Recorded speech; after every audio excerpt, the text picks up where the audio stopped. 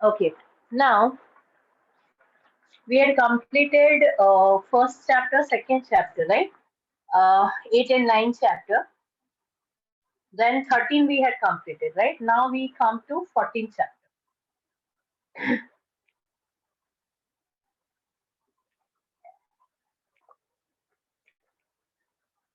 Ma'am SST का 80 marks का paper आने वाला है। हाँ मुझे पता है बेटा, 8th स्टैंडर्ड का आएगा ना मैम मेरा मैम आपको आ गया या आने वाला है? मैम आ गया वाला है मैम आने वाला है मैम आ गए आने वाला है मैम। बहुत सारे स्कूल में आ गया है, बहुत सारे स्कूलों में आने वाला है, पर सबका सेम ही आएगा बिकॉज क्योंकि बोर्ड से आ रहा है ये, ठीक है, यानी गुजरात बोर्ड भेज रहा है तो सबको एक जैसा ही आएगा। और वो पेपर मतलब आपको एक फॉर्मेलिटी की तरह आपको पूरा लिख के भेजना है। कब तक का डेडलाइन दिया हुआ है आपको? मैम हमारे 13 डे बोल रहा है मैम 13 डे। मैम ट्रिपडा में ट्यूसडे को सबमिट करना है। मैम मतलब रियल जाएगा तो 16 को। Yes ma'am. ओके मैम आज मैथ्स का आया और 2 सब्जेक्ट और आएंगे साइंस और एसएसटी। 3 मेजर सब्जेक्ट का ही एग्जाम ले रहा है Gujarat board, that is math, science और एसएस। ये 3 ही के आएंगे, इससे ज्यादा नहीं आएंगे, ठीक है। ओके,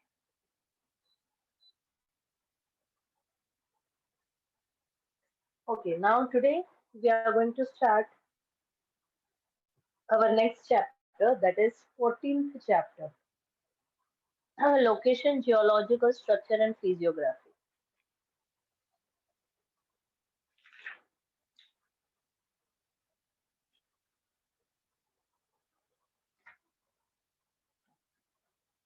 पहले हम बात करेंगे, ये तीनों अलग अलग चीजें हैं। लोकेशन तो हमने बात की ही है, फिर उसके बाद आया geological structure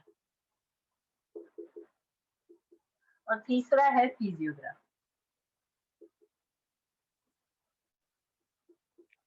This 3 are the different topics which we are going to discuss, right?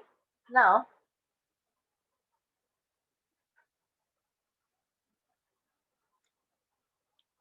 Location, geological structure and physiography. जब हम बात करें तो लैंडमार्क की, हमारे लैंडमार्क की मतलब पूरा अर्थ है, या फिर इंडिया का लैंडमार्क ले लो आप, तो इंडिया के लैंडमार्क में आपको क्या क्या देखने को मिलता है, मतलब what are the different physical features you can see in the landmark, क्या देखने को मिलता है आपको? टेल मी, क्या क्या है? माउंटेन्स, फिर rivers, lakes. Ma'am rivers, plains, mountains, plains, plateaus, then mountain, lake, mountains, okay. Ma'am desert, ocean, island,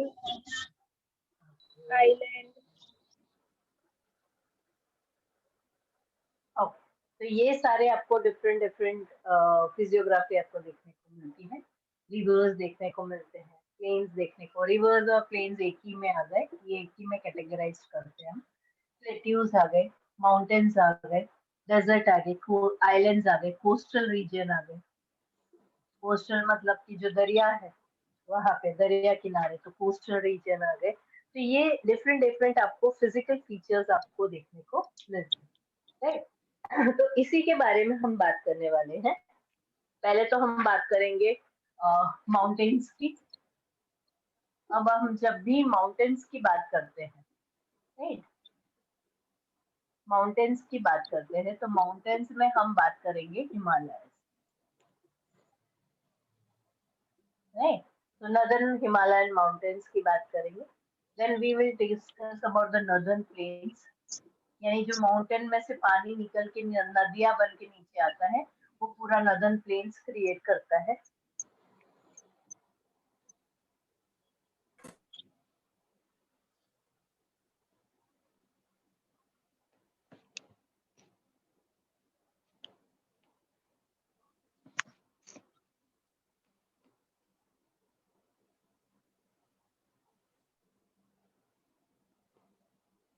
plateaus क्या होते हैं कि जहाँ पे रॉकी रीजन होता है, जहाँ पे बहुत सारे मिनरल्स आपको मिलते हैं, that is known as a plateau reason.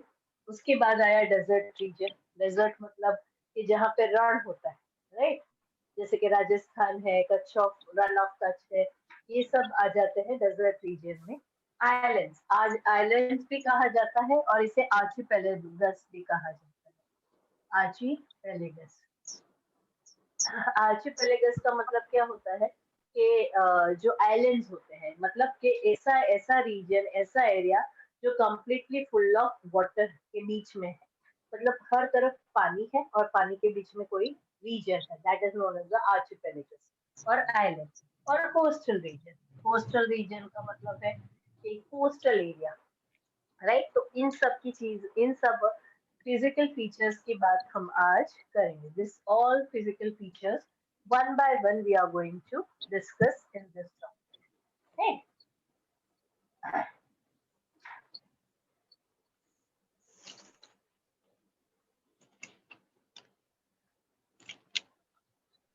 सब अपना माइक म्यूट रखो please.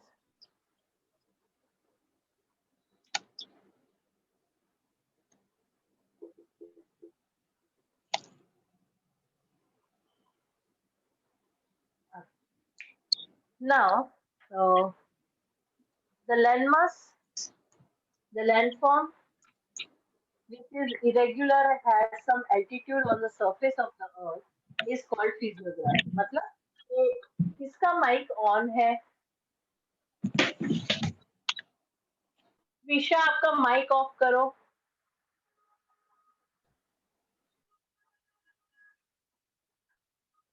Okay.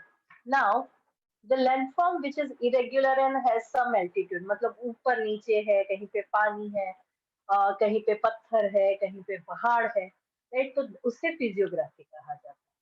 Of the earth is called physiography. It includes mountain, plateaus, plains, etc. On the basis of physiography, India can be divided into the following physiographic regions. यानी on the basis of physiography हमारा India बहुत सारे physiographic reason में divide किया गया है, जिसकी हमने बात की। Northern mountainous region, great northern plains, peninsular plateau, the coastal plane,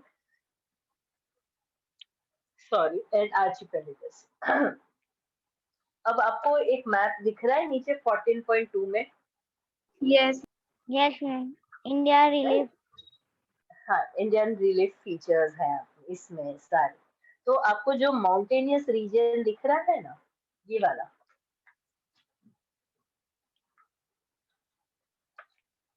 ये सारे माउंटेनियस रीजन है। ये पूरा हिमालयन माउंटेनियस रेंजेस है, राइट? अब हिमालय माउंटेन रेंजेस को भी हमने 3 पार्ट्स में डिवाइड किया गया है।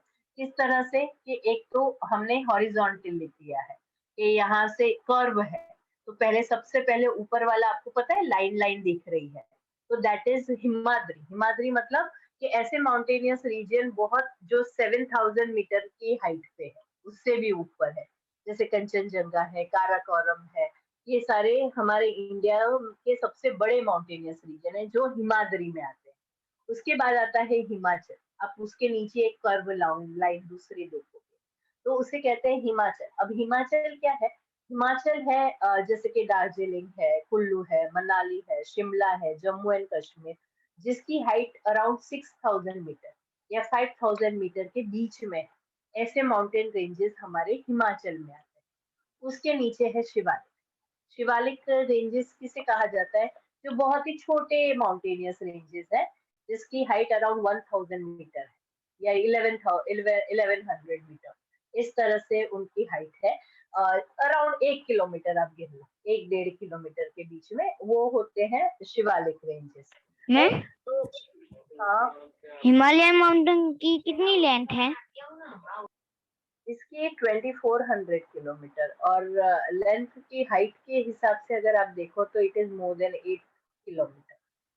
8848 मतलब 9 किलोमीटर के आजू बाजू। लेकिन मैम इसमें तो बहुत बड़ा दिखा है हिमालय माउंटेन, ये मैप में, इंडिया रिलीफ में।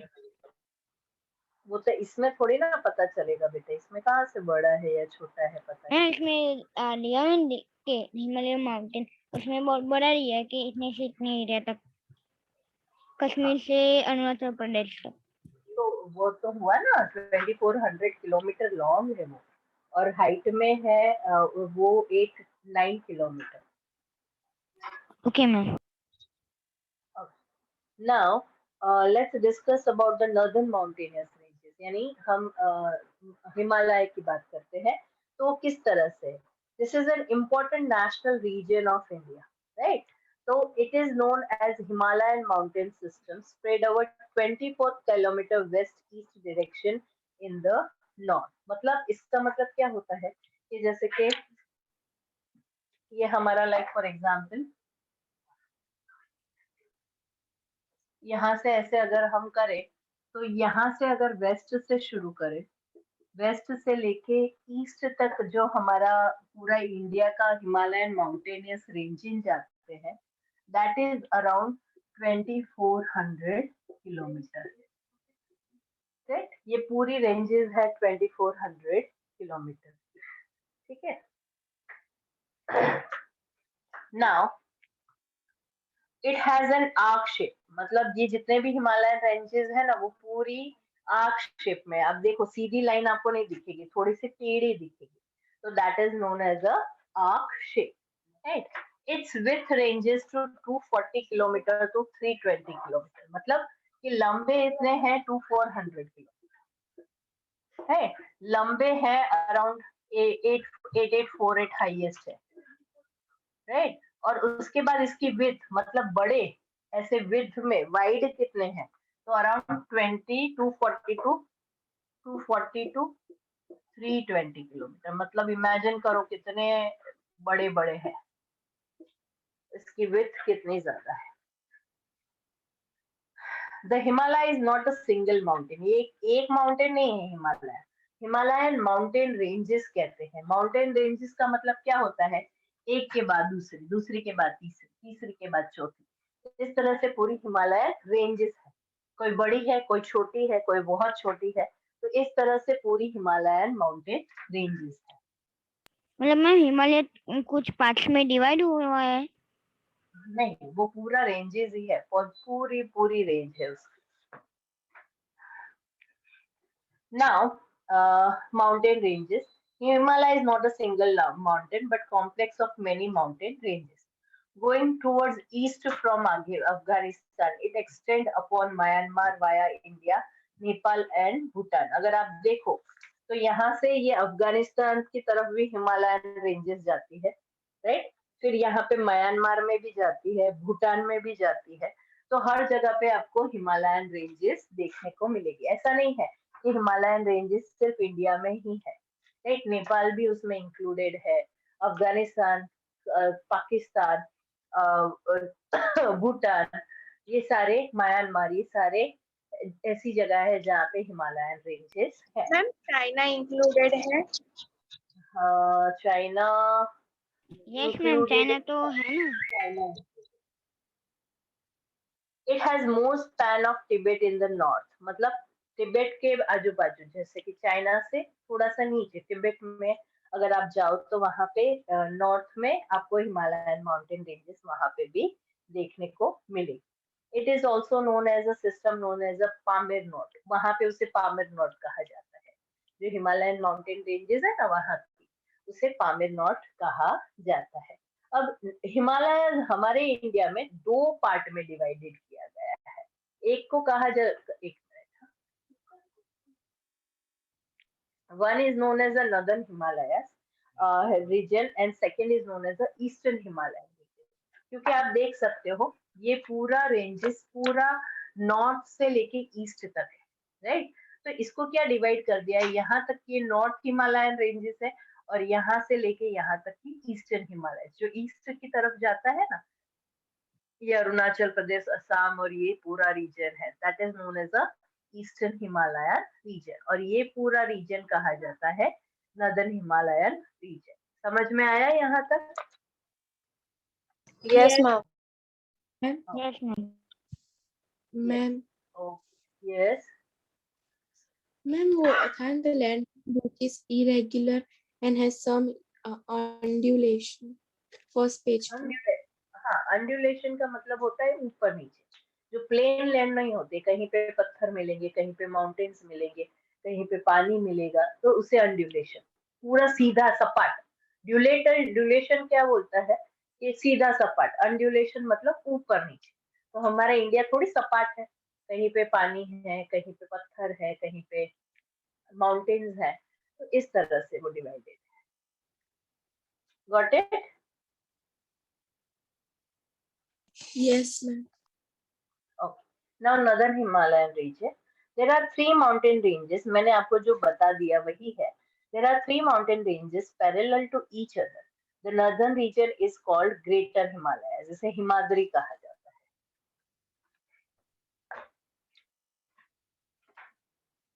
Greater Himalayas. यानी ये सबसे ऊपर का, जहाँ पे सबसे हाईएस्ट रेंजेस माउंटेन है. So this is the loftiest range. Loftiest मतलब बहुत ऊंची, राइट? उसे loftiest कहा जाता है. Loftiest मतलब huge, उसे भी loftiest कहा जाता है. This is the loftiest range among the Himalayas, wherein there are more than 40 peaks. यानी ये पूरे ग्रेटर हिमालयाज में कितने पिक्स है? 40 पिक्स, मतलब 40 छोटे बड़े माउंटेन रेंजेस है. 40 peaks which exceed height of 7,000 metre, मतलब 7 किलोमीटर से भी बड़े, 7,000 मीटर से भी ज्यादा बड़े यहाँ पे माउंटेन पीक्स है. Most famous among this is mount Everest. सबसे बड़ा है ना, तो that is mount Everest, which is how much kilometer meter? 8848 meter. This is the height of the Mount Everest. It is on Nepal China border. India में नहीं है, Nepal China border पे. It is known as a सागर मंथन in Tibet. Tibet में इसको किस नाम से बुलाया जाता है? सागर मंथन के नाम से. Other famous peak is Godwin Austen or K2, right? That is 8611 kilometer, which is the highest peak of India. India का ये माउंट एवरेस्ट क्या है? वर्ल्ड का हाईएस्ट पीक. ठीक है. इंडिया का कौन सा है? Mount Godwin Austen. Austin. Godwin Austen. कितने मीटर का है? 8611 metre. It is of India. ये हाईएस्ट है. 1 मार्कर क्वेश्चन है. हाँ बच्चा. There are three distinct ranges of Himalayas which are almost parallel to each other. मैंने बोला the Greater Himalayas, these are some high mountain passes. यानी greater Himalayas में, हिमाद्री में कौन से बड़े बड़े पासेस है, मतलब बड़े बड़े रेंजेस है. तो उसका नाम है Jelepla, Nathula, शिवकीला, etc. Mansarovar which is considered to be the sacred holy place, China is located in this range. यानी जो मानसरोवर है ना, वो चाइना में लोकेट हुआ होता है, जो हमारे लिए बहुत इम्पोर्टेंट प्लेस है. Hello ma'am. या मैम तो फिर हिमालय मैम लेह लद्दाख में होगा ना? हिमालय, लेह लद्दाख हिमालय का ही तो पार्ट है बेटा. पर वो हमारे इंडिया के हाईएस्ट पार्ट है में से आता है. ठीक है. अब दूसरी रेंज हमने अगर बात की तो दैट इज ग्रेटर हिमालयाज के बाद हम बात करेंगे तो सेंट्रल हिमालय. उसे हम हिमाचल भी कहते हैं, उसे सेंट्रल हिमालयाज भी कहते हैं, और the lesser Himalayas with a width ranging of 80 to 100 kilometre. यानी उसकी विड्थ कितनी है? जैसे इसकी 240 से 320 है, इसकी 80 to 100 किलोमीटर है. This range includes mountain ranges. अब इसमें ग्रेटर हिमालयस के बाद सेंट्रल हिमालयस में कौन से रेंजेस आएंगे? तो पीर पांजल है, महाभारत है, नाक्तिबा है, धर्मशाला है, डलहौजी है, शिमला है, मसूरी है, रानीखेत है, नैनीताल, दार्जिलिंग, गंगोत्री, यमुनोत्री, बद्रीनाथ, केदारनाथ, हेमकुंड साहिब, ये सारी जगहें इसमें इंक्लूडेड हो जाती है. उसमें बहुत सारी पिलग्रिमेज प्लेसेस भी है जहाँ पे हम पूजा करने के लिए जाते हैं. Kulu, Kangra and Kashmir are extremely beautiful natural valleys in the region. ये सबसे फेमस है टूरिस्ट के लिए, कुल्लू, कांगड़ा एंड कश्मीर रेंजेस. और थर्ड है शिवालिक. शिवालिक मतलब सबसे नीचे वाली. और the third range situated in the further south is known as a Shivalik. और इसे आउटर हिमालयाज भी कहा जाता है. And most of it falls within India. India में ही है सारे, कोई चाइना का ही नेपाल में नहीं है. It is about 10 to 50 kilometre. बहुत छोटे छोटे हैं, 10 से 15 किलोमीटर ही वाइड है इसके पहाड़. And has an average of 1000 metre. मतलब छोटे छोटे ही पहाड़ है, 1 किलोमीटर जितने, बहुत बड़े नहीं है. Peculiar valley formation have taken place in this region are covered with. और ये किससे बने हुए हैं, मतलब ये जो पहाड़ है वो किससे बने हैं? तो कंकर होते हैं ना, पत्थर होते हैं, रॉक्स होते हैं, उससे ये बने हुए हैं. Gravel, stones and thick sediments. Locally they are known as duns. Duns कहा जाता है. देहरादून आपने सुना होगा, ये सारे हिल स्टेशन प्लेसेस है. देहरादून, पतली दून, खोतरी दून, ये सब नाम है उसके. These are which regions of that. Clear class till here? Yes, Yes, ma'am.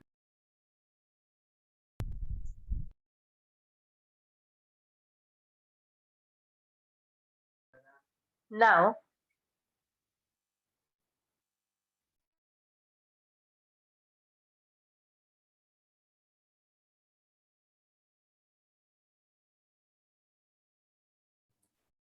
discuss about Eastern Himalayas. Eastern Himalayas मतलब ये जो असम है, अरुणाचल प्रदेश है, नागालैंड है, ये सब ईस्टर्न हिमालयाज में आ जाते हैं. नॉर्थ ईस्टर्न रीजन होते हैं. Ranges situated in the eastern part of Himalaya ranges have laser height.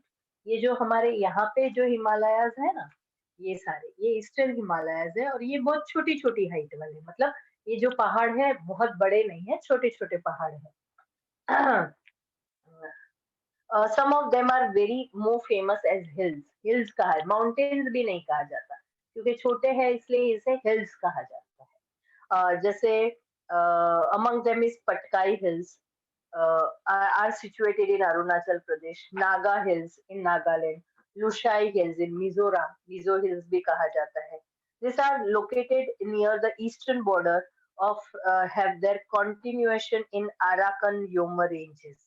और म्यांमार, यानी ये किसके पास है? म्यांमार जो हमारे नेबरिंग स्टेट है, उसके जहाँ पे उनकी रेंजेस निकलती है वहीं पे ये सारी रेंजेस है. गारो, खासी, Jaintia hills are in Meghalaya. Mountain regions have more rainfall, so dense forests have developed in this region. As this is a forested area, roads and railways have not been developed much. यहाँ पे बहुत पानी होता है, बहुत कीचड़ होता है, बहुत ही ज्यादा बारिश होती है. तो इसके कारण क्या है, ये रीजन बहुत ज्यादा डेवलप नहीं हुआ है इतना जितना इसको होना चाहिए. ना रोड्स यहाँ पे बन सकते हैं, पानी में रोड पूरे गीले हो जाते हैं, खत्म हो जाते हैं. तो इतने यहाँ पे इतना चेंजेस नहीं है. मतलब पूरा हिमालयन रीजन ऐसे कहा जाए तो विद डेंस फॉरेस्ट. सो वहां पे आपको ट्रांसपोर्टेशन इतना इजीली नहीं मिलता है. Clear everyone? yes, ma'am. Ma'am वो मेघालय में तो लोग तो रहते ही होंगे ना. हाँ, मेघालय में पॉपुलेशन है लेकिन बहुत कम है. वहां पे जितनी होनी चाहिए उतनी पॉपुलेशन वहां पे. मैम तो वहाँ पे फॉरेस्ट फायर बहुत कम होती होगी, वहाँ पे बारिश बहुत होती है. हाँ, वहां पे बारिश बहुत ही ज्यादा होती है, कम नहीं होती है. मैं वही तो बारिश कम बोल गए. बारिश कम नहीं होती है, बहुत ज्यादा. Yes ma'am. ओके.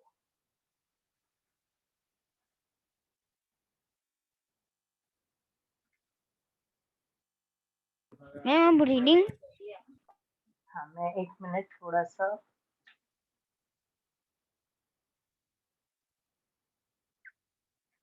मैं आपको बता दूं. 1 minute.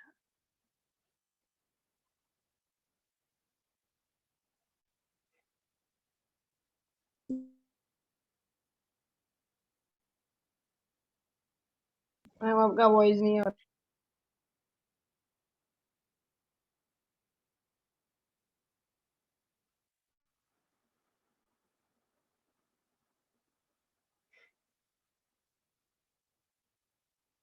Okay.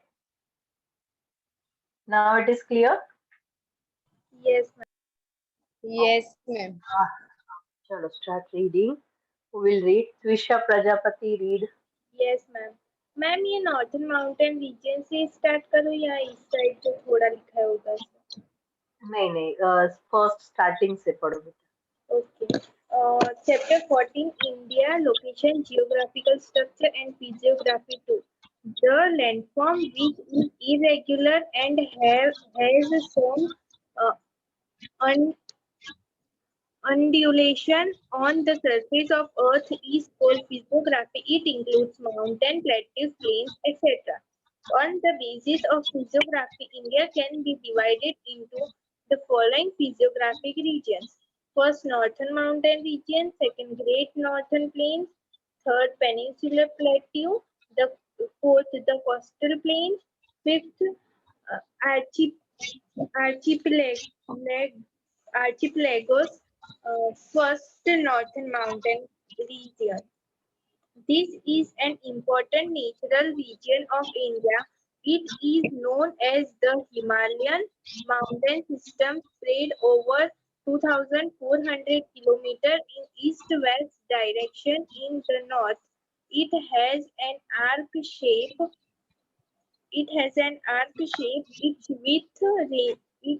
width ranges between 240 kilometers to 320 kilometers. The Himalaya is not a single mountain but is a complex of many mountain ranges. Going towards east from Afghanistan, it extends up to Myanmar via India, Nepal, and Bhutan. It has more span in Tibet in north. It is a part of the mountain system known as the Pamir-Knot. अभी screen दिख रहा है आप लोगों को? Yes, ma'am. Yes, ma'am. Yes, ma'am. Ma'am voice नहीं आ रहा. Yes. Ma'am video का वॉइस नहीं आ रहा. Yes ma'am. Yes, ma'am. Settings में होता है ये Zoom. मैम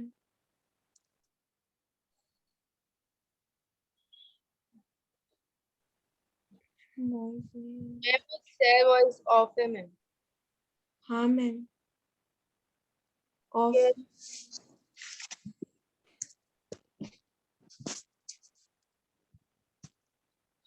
मैम नहीं रहा. Voice नहीं आ रही. और वीडियो नॉर्थ ईस्ट रीजन. का ऑफ है वॉइस वीडियो का. आ रही वीडियो की. वो मुझे नहीं आता है.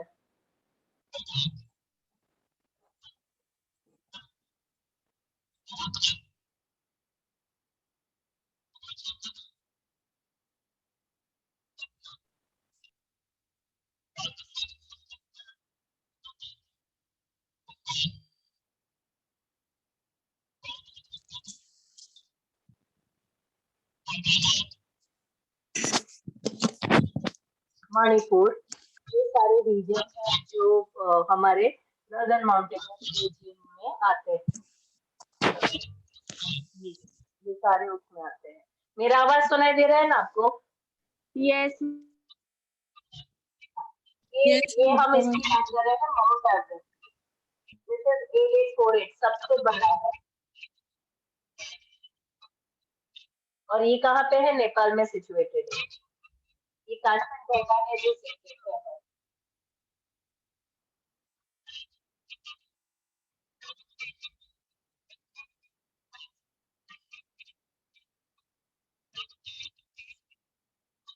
ये हमारे इम्पोर्टेंट टेरिटरीज हैं अगर हम बात करें.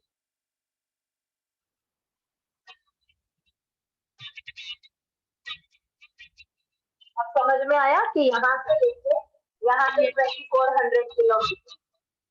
ठीक है. अब ये जो अलग अलग कलर में दिखा है ना, ये ग्रेटर हिमालय जैसे हिमाद्री कहा जाता है. ये जो ग्रीन कलर में दिख रहा है ना आपको, ये मिडल हिमालय हिमाचल कहा जाता है या लेसर हिमालय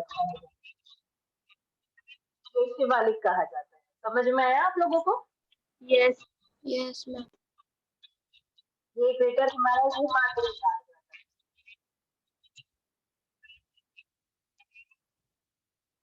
ये सबसे ज्यादा नॉर्दर्न मोस्ट माउंटेन रेंजेस है।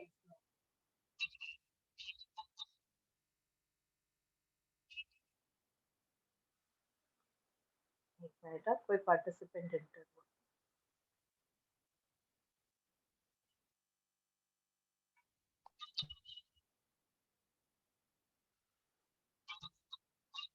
ये सारे ग्लेशियर्स हैं। ये हमने जिसकी बात की ना, यमुनोत्री और ये गंगोत्री, ये ग्लेशियर्स मेल्ट होके पानी बनके, नदियां बनके ये नीचे आती है।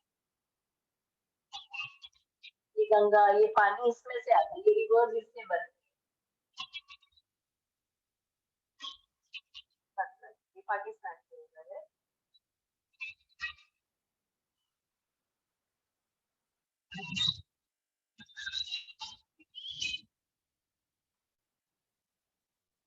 ठीक है, क्लियर हुआ यहाँ तक बच्चा? Yes. Yes, ma'am. मैम पता चल गया हिमाद्री क्या है, हिमाचल क्या है और शिवालिक? हाँ बोलो मैम बोलो बोलो मैम अंड्यूलेशन मतलब बेटा, 2 बार तो बोला मैंने अंड्यूलेशन मतलब। अंड्यूलेशन का मतलब है कि जो प्लेन नहीं होता है, ऊपर नीचे होता है, उसे अंड्यूलेशन कहा जाता है। जो ऊपर नीचे यानी Uneven. प्लेन अनइवन, उसे अंड्यूलेशन कहा जाता है। जैसे कि हमारा इंडिया थोड़ा फ्लैट थोड़ी है, वहां पे पत्थर भी है, माउंटेन्स भी है, नदियां भी है, लेक्स है, तो उसे अंड्यूलेशन कहा जाता है। समझ में आया? समझ में आया? ये तीसरी बार Yes, मैंने ma'am. बोला। ओके ओके, अभी राही read northern Himalayas. Northern Himalayan region. There are three mountain ranges parallel to each other. The northern range is called the Greater Himalayas. This is the loftiest range among the Himalayas, wherein where there are more than 40 peaks which exceed height of 7,000 meters. Famous among them is Mount Everest, which is 8,848 meters. It is on Nepal-China border. It is known as Sagarmatha in Tibet. Other famous peak is Godwin Austen or 860 meter, which is the highest peak of India. There are three distinct ranges in Himalayas which are almost parallel to each other. In the Greater Himalayas, there are some high mountain passes such as Jelepla, Nathula, Shipkila, etc. Mansarovar, China, which is considered to be sacred holy place, is located in this range. Sacred holy place is located in this range. Okay. Now next is Tanvi. Yes, ma'am. Like to know Mount Everest, 48 meters. वो चलेगा बेटा, रहने दो, उसके नीचे वाला करेगा।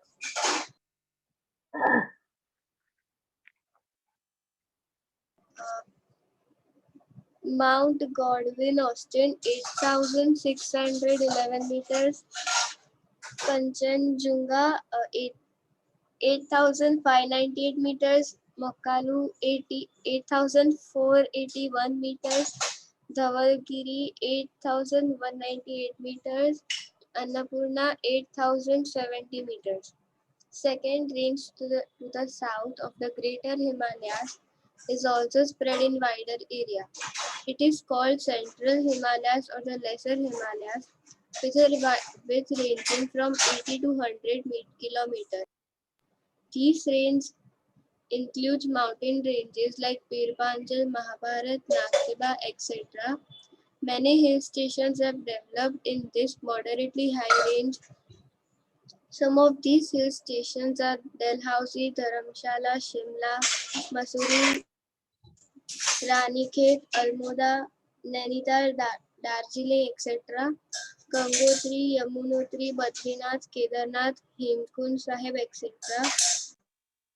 Famously holy places.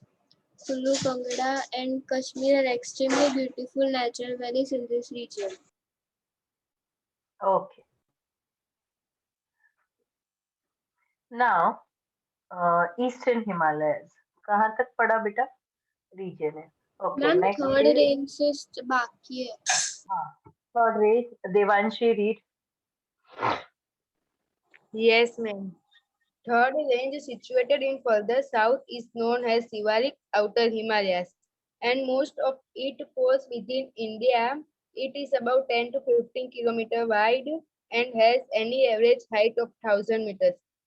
Peculiar valley formations have taken place in this range, which are covered by gravel stones and thick sediments. Locally, these are known as dune. Example: Dehradun, Patri Dune, Kothri Dune, etc. Okay.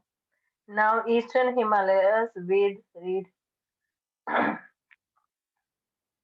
Yes, ma'am. Ranges situated in the eastern part of Himalaya ranges have lesser height. Some of them are more famous as hills. These hills in eastern Himalayas are spread as smaller ranges. Among them, Patkai Hills are situated in Arunachal Pradesh, Naga Hills in Nagaland, and Lusai Mizo Hills in Mizoram. These hills are located near the eastern border and have their continuation in Arkan Yoma range of Myanmar. Garo, Khasi, and Jaintia Hills are in Meghalaya. Mountainous regions have more rainfall, so dense forests have developed here. As this is a forested area, roads and railways have not developed much. Okay. Now, ये समझ में आ गया Himalayan mountain ranges. Yes. Yes, ma'am. Yes, ma'am. अब हम बात करेंगे northern planes की. अब जब हम नदर्न प्लेन्स की बात करें तो वो भी मैं आपको वीडियो दिखाती हूँ, तो उससे आपको पता चलेगा कि नदर्न प्लेन्स एग्जैक्टली है क्या. मतलब किसे जैसे कि ये नदर्न प्लेन्स क्यों कहा जाता है, रीजन यही है कि ये नॉर्थ रीजन में, मतलब जो ग्लेशियर्स मेल्ट होके नीचे आते हैं ना, उसी से ये नदर्न प्लेन्स बने होते हैं. ठीक है.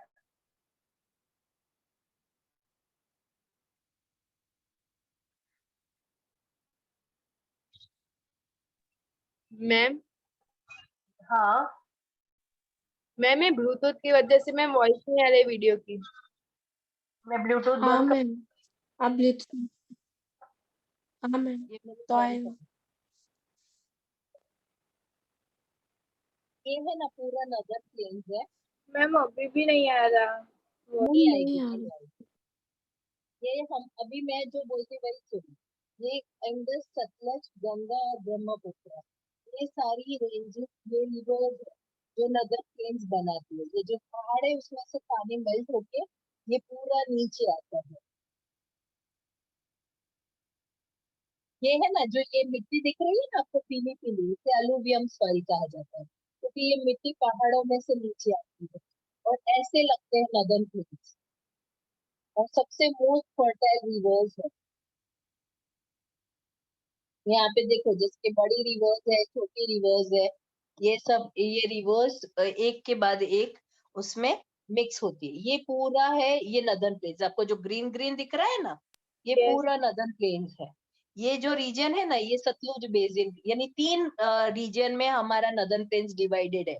एक तो नहीं, नहीं. इंडस रीजन है, ये सतलज बेसिन कहा जाता है. एक minute. Ma'am, it is a snow area, ma'am. इसका मतलब वो बहुत ठंडा एरिया होता है. नहीं नहीं, वो पानी नीचे आता है तो ठंडा कैसे होगा बेटा. ये 3 रीजन में नदर्न प्लेन्स डिवाइडेड है. एक तो आप देख सकते हो कि सतलुज बेसिन है ये पूरा, राइट. ये सतलुज बेसिन है. Yes, ये ma'am. इसे सतलुज यानी इंडस रिवर सिस्टम वाला है. यहाँ से सब गंगा प्लेन आता है, मतलब गंगा रिवर वाला है. और ये तीसरा है असम वाला, ये ब्रह्मपुत्र, यानी यहाँ पे ब्रह्मपुत्र नदी पानी देती है, इसीलिए इसे ब्रह्मपुत्र रीजन बेसिन कहा जाता है. इस तरह से Okay, ये ma'am. 3 पार्ट में डिवाइडेड किया गया है. राइट.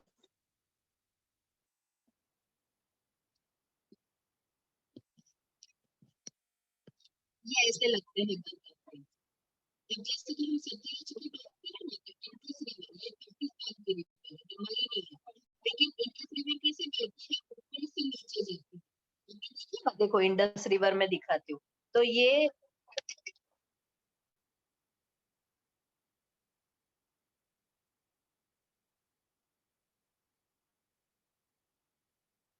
है ना इंडस रिवर है। ये इंडस रिवर कहाँ पे है, पाकिस्तान में है। और ये इंडस रिवर कैसे जाती है, ऊपर जाती है, मतलब ये इंडिया में भी आ रहा है पानी, देखा आपने? सतलुज का पानी पंजाब में आ रहा यस है, मैम, देखा आपने? मतलब मैम सतलुज का पानी इंडस रिवर से मिक्स हो रहा है। हाँ, इंडस रिवर से मिलके, मतलब इंडस मेन रिवर है, उसमें से बहुत सारी रिवर्स बनती है, उसमें नदी का पानी हम कंट्री में आता है, वो पंजाब और हरियाणा में उसका पानी आता है, मैम जैसे कि इंडस्ट्रियल इंडस है। ये पंजाब और हरियाणा में उसका पानी आता है, सतलुज रिवर का, और तो वहां पे मैम भाखड़ा नंगल डैम। तो मैम इंडिया और पाकिस्तान के बीच में जो डैम है वो डैम हम्म, से रिवर फ्लो होती है। हाँ, ये गंगा प्लेन है, ये उत्तर प्रदेश, बिहार, वेस्ट बंगाल, ये सारा गंगा पानी में से गंगोत्री ग्लेशियर है, ये हिमालय में, यहाँ से पानी निकल के गंगा नदी बनती है, और ये पूरी नदी बनाती है। ये दिख रहे हो आपको, यहाँ पे ये गंगोत्री ग्लेशियर है, ये पूरा नीचे आता यस है। मैम, और सबसे पहले ये पानी हरिद्वार में आता है, इसलिए हरिद्वार कहा जाता है। और ये गंगा की देखो, ये पूरा, ये ट्रिब्यूटरीज मतलब कि गंगा नदी में से जो छोटी छोटी नदियां नीचे निकलती है ना, उसे ट्रिब्यूटरीज कहते हैं। यमुना, ये पूरी नीचे जाती है पानी, ये ऊपर तो उत्तर प्रदेश, बिहार और सीधा वेस्ट बंगाल तक इसका पानी जाता है।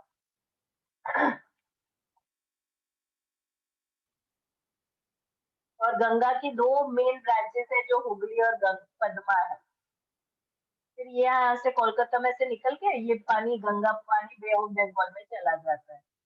एक गंगा नदी पद्मा में भी जाती है, मतलब बांग्लादेश में जाती है, जहाँ पे गंगा को पद्मा कहा जाता है, नाम चेंज हो जाता है, फिर पद्मा कहा जाता है। ये ब्रह्मपुत्र रीजन है, आपको दिख रहा है, ये ब्लैक बॉक्स यस वाला, मैम, ये ब्रह्मपुत्र है।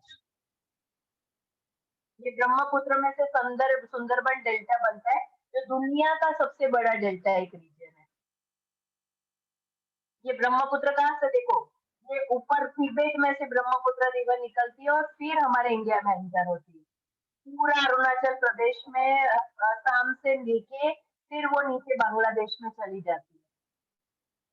और ब्रह्मपुत्र तिब्बत में क्या कहा जाता है, सैंको कहा जाता है। ये सीधा यहाँ से अंदर हमारे इंडिया में आ जाती है, और फिर वहां से बांग्लादेश से हो गए और बंगाल में चली जाती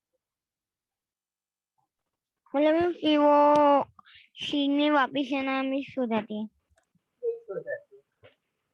ये सारे उसके छोटे छोटे पूरे नदन प्लेन्स है, चंडीगढ़, गोल्डन टेम्पल, लुधियाना, ये सब उसका आता है।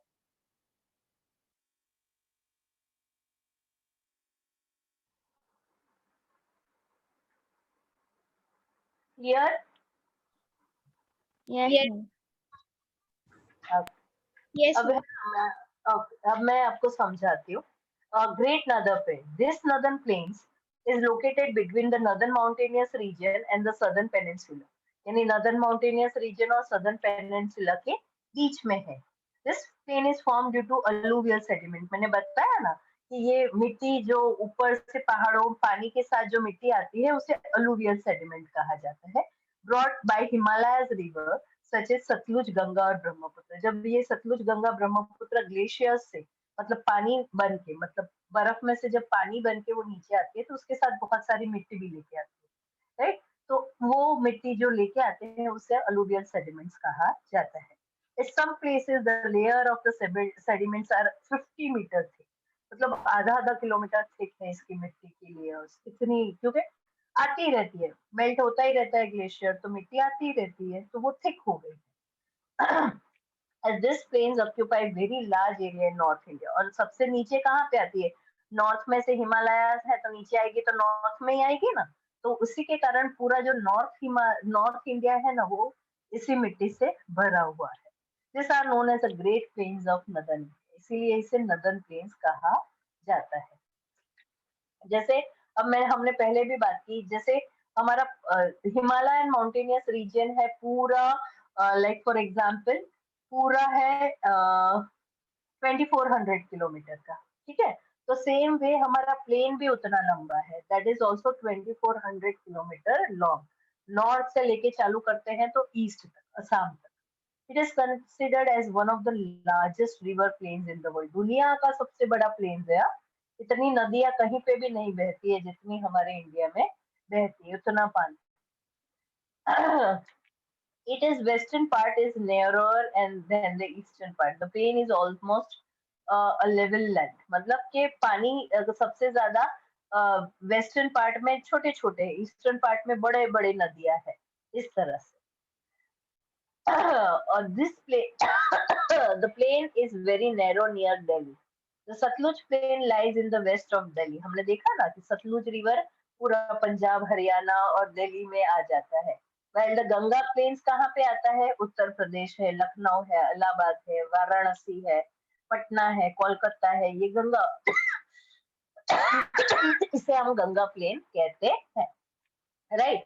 अब सिंधु रिवर जिसकी हमने बात की ना, इंडस और Sindhu river and it's tributaries. अब सिंधु रिवर्स में से हमने कौन सी इंडस मतलब Sindhu river, Sindhu river and it's tributaries तो कौन सी है? Jhelum, Chenab, Ravi, Beas and Sutlej.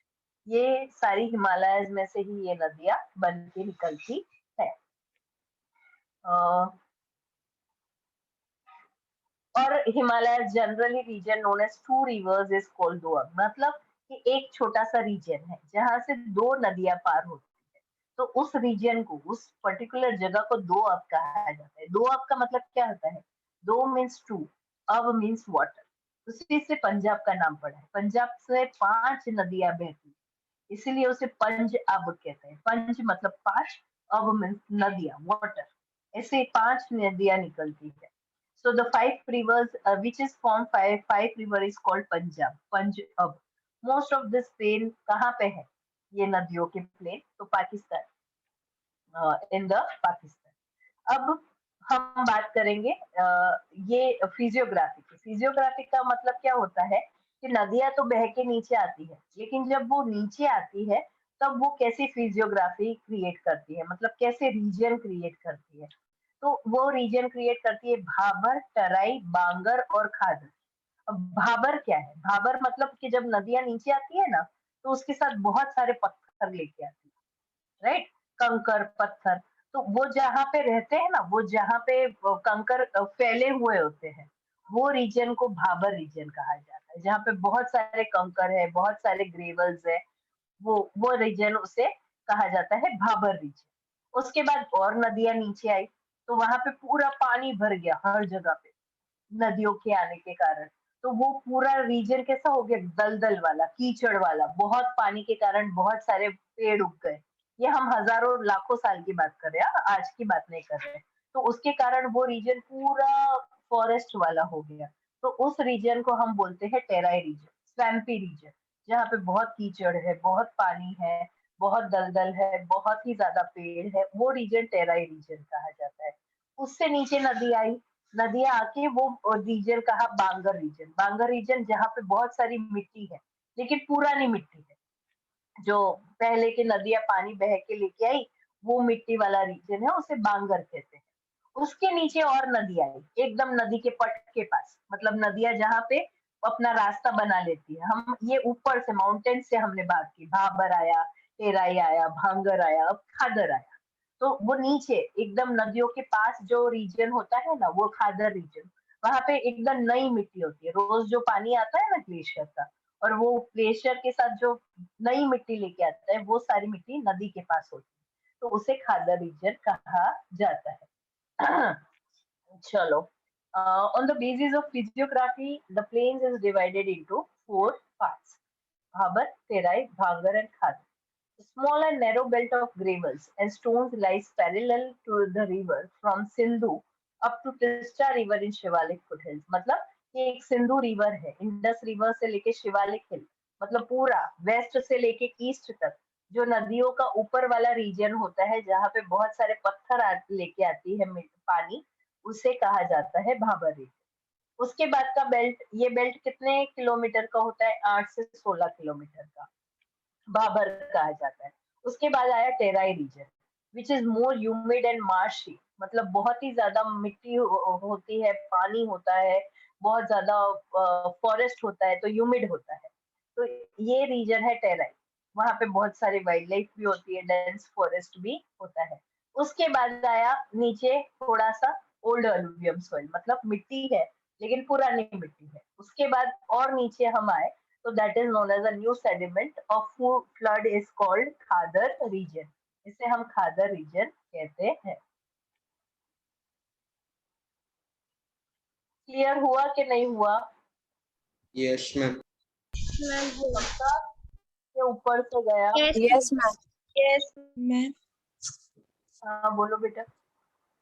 Ma'am Khadar reason एक बार समझो।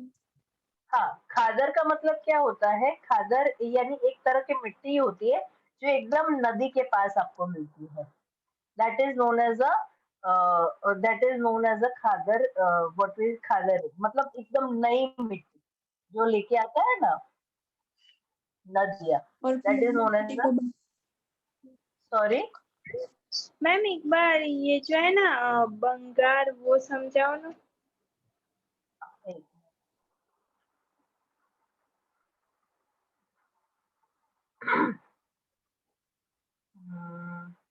मैम बंगाल वाला समझाओ। ये एक्चुअली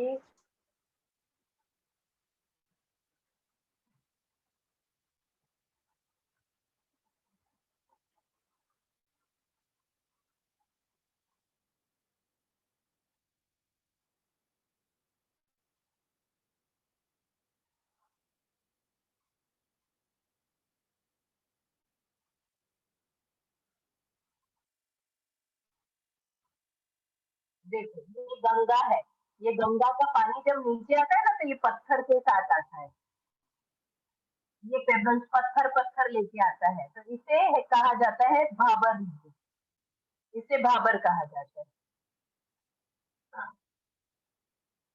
ये शिवालिक रीजन में और वहां पे बहुत ज्यादा मिलते हैं, जहाँ पे पत्थर पत्थर होता है ना वो भाबर रीजन कहा जाता है।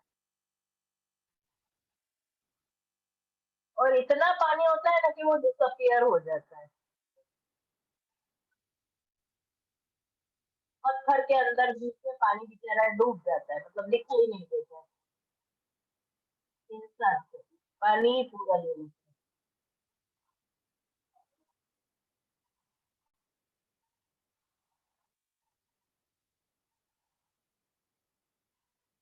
अब ये है, ये नीचे आया और पानी जहाँ पे ये एरिया जहाँ पे बहुत ज्यादा फॉरेस्ट है, बहुत ज्यादा ट्रीज है, बहुत सारे एग्रीकल्चरल लैंड है, बहुत सारे एनिमल्स है, यहाँ पे पानी ही पानी है। ये पूरा रीजन का है, ये भांगर है, यानी जो नदियां है ना उसके ऊपर का रीजन होता है ना उसे भांगर कहते हैं। और ये पुरानी ओल्ड एल्यूमिनियम सॉइल से बना है, जो थोड़े थोड़े कंकर होते हैं।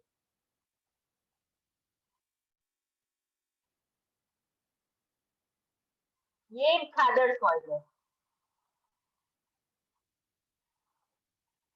जो एकदम मिट्टी जो हर रोज पानी के साथ आती है ना, तो ये मिट्टी यानी नदी के एकदम पास में इसे खादर सॉइल कहा जाता है। और ये बहुत अच्छी मिट्टी होती है, बहुत ही फर्टाइल सॉइल होती है।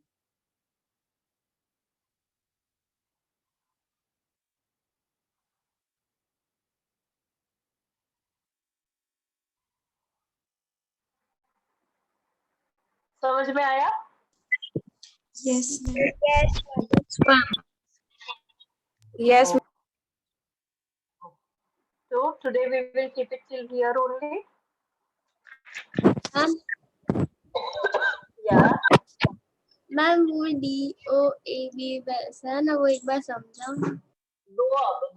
दो मंथ्स, दो अब मीन्स पानी, अब मीन्स नदिया, यानी एक ऐसा रीजन जहां से 2 नदियां बहती है, उस रीजन को दोअब कहते हैं। जैसे पंजाब में से 5 नदियां बहती है, इसलिए उसका नाम पंजाब पड़ा है, पंज-अब। समझ में आया? Yes, ma'am. ओके बच्चे।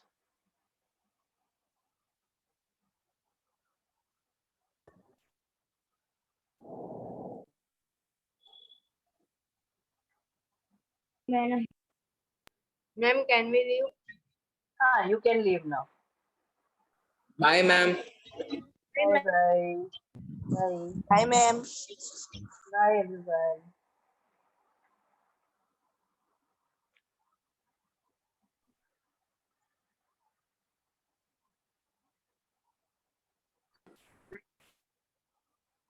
अभिजीता मैम, आपका लेक्चर है ना? मैं आपको पोस्ट कर Yes, ma'am. Yes, ma'am. I have made.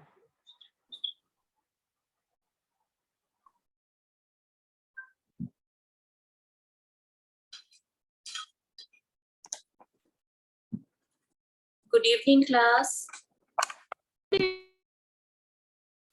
Good evening ma'am. How was your test, class?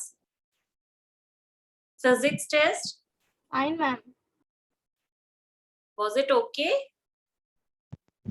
Ma'am it was easy.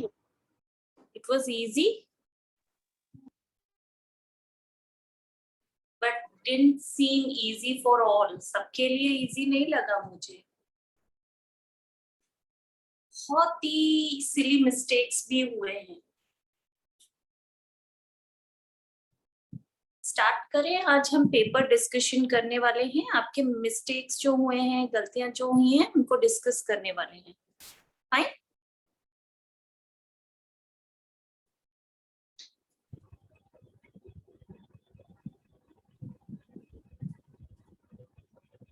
Ma'am आपको मेरी आवाज आ रही है? भव्य, हाँ सुनाई दे रहा है। हाँ आवाज आ रही है बेटा।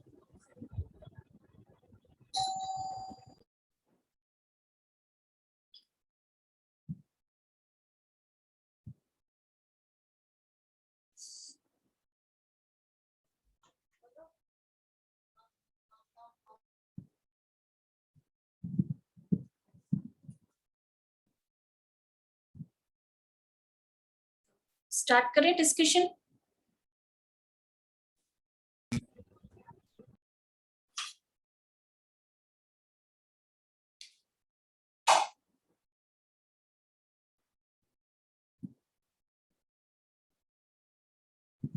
मैम आप स्पॉटलाइट पे डाल दो ना। हाँ बेटा। मैम हम कौन सी बुक में लिखे? आप जो भी लिखा रहे वो। बेटा मैं कुछ लिखवाऊंगी नहीं, मैं बस डिस्कशन कर रही हूँ। पेपर डिस्कशंस आप लोग अपने जो आपने ma'am we are not able to hear you. Okay just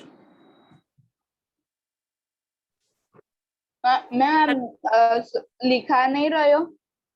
नहीं, मैं पेपर सॉल्व करा रही हूँ, आपको करेक्ट आंसर्स बता रही हूँ बेटा। ओके आवाज सुनाई दे रही है सब? मैम मुझे सुनाई दे रही है मैम। अच्छा बाकी और लोग कंफर्म करो, सुनाई दे रहे सबको? आवाज क्लियर है। ओके ओके बेटा। Ma'am only your lips are lip sync is done. I am not able to hear you all. Mahi rejoin हो जा। माही बेटा औरों को सुनाई दे रहा है, आपके साथ एक बार रीजॉइन करो लीव करके।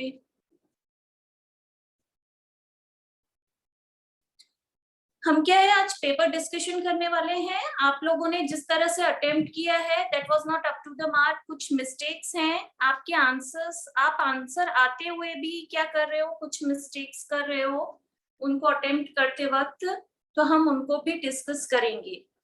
बहुत से गलतियां भी हुई हैं और जो सही किए हैं उनको प्रॉपरली अटेम्प्ट नहीं किया है उसको भी हम डिस्कस करेंगे। फाइन ठीक है, तो स्टार्ट करते हैं पेपर सॉल्व करना। पहले मल्टीपल चॉइस क्वेश्चन से स्टार्ट करते हैं, एमसीक्यू से। Right, first MCQ was In which of the following cases of motion the distance moved and the magnitude of displacement are equal? कि ऐसा कौन सा केस मोशन का है जिसमें डिस्टेंस और डिस्प्लेसमेंट दोनों के मैग्नीट्यूड बराबर होते हैं? डायरेक्शन की बात नहीं हो रही, मैग्नीट्यूड की बात हो रही है. Uniform distance and time graph. Yes बेटा. Ma'am uniform distance and time graph.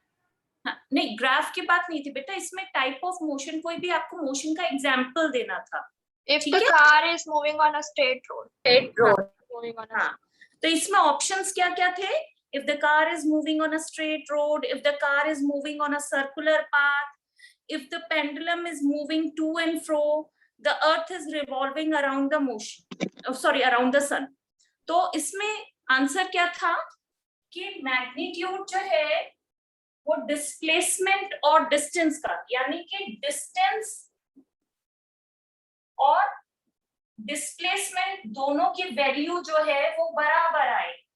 वो कब होता है? on the straight line. हाँ, जब आप क्या करें, A से B पर जा रहे हैं तो ये डिस्टेंस मान लीजिए x है, तो डिस्प्लेसमेंट भी A से B जाने में क्या होगा? x ही होगा, क्योंकि आपकी final position minus initial position भी x ही आएगी. समझ रहे हैं? बहुत से बच्चों ने लिखा है body moving in a circular, अगर कार सर्कुलर पाथ में मूव करें तो बेटा इस केस में डिस्टेंस और डिस्प्लेसमेंट इक्वल क्यों नहीं होगा? कि अगर आपने O पॉइंट से कार मूव करना स्टार्ट करी, वापस O पॉइंट पर आ गई सर्कुलर पाथ में, तो इसका डिस्टेंस तो कितना हो जाएगा? 2πr सर्कमफेरेंस के बराबर. बट इसका डिस्टेंस सर्कमफेरेंस के बराबर हो जाएगा, मगर डिस्प्लेसमेंट निकालोगे इस केस में तो वो कितना होगा? 0 होगा. ठीक है, तो ये आंसर नहीं था. बहुत बच्चों ने सर्कुलर पाथ लिखा था, किसी ने अर्थ रिवॉल्विंग अराउंड द सन, उसमें भी बेटा सर्कुलर पाथ ही होता है, तब भी डिस्टेंस और डिस्प्लेसमेंट की वैल्यू अलग अलग ही आएगी. ये एक ऐसा केस है जिसमें A से B जाने पर डिस्टेंस भी x रहेगा और डिस्प्लेसमेंट भी इस डायरेक्शन में x ही रहेगा.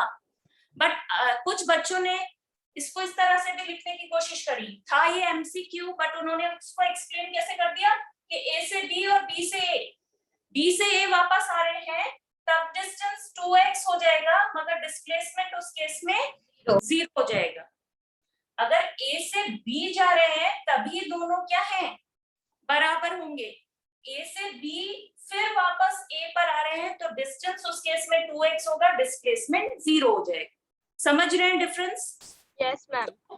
The answer was A if the car is moving on a straight road. Fine? Yep. Is it clear to everyone? किसी को क्लियर नहीं है तो बेटा पूछना भी.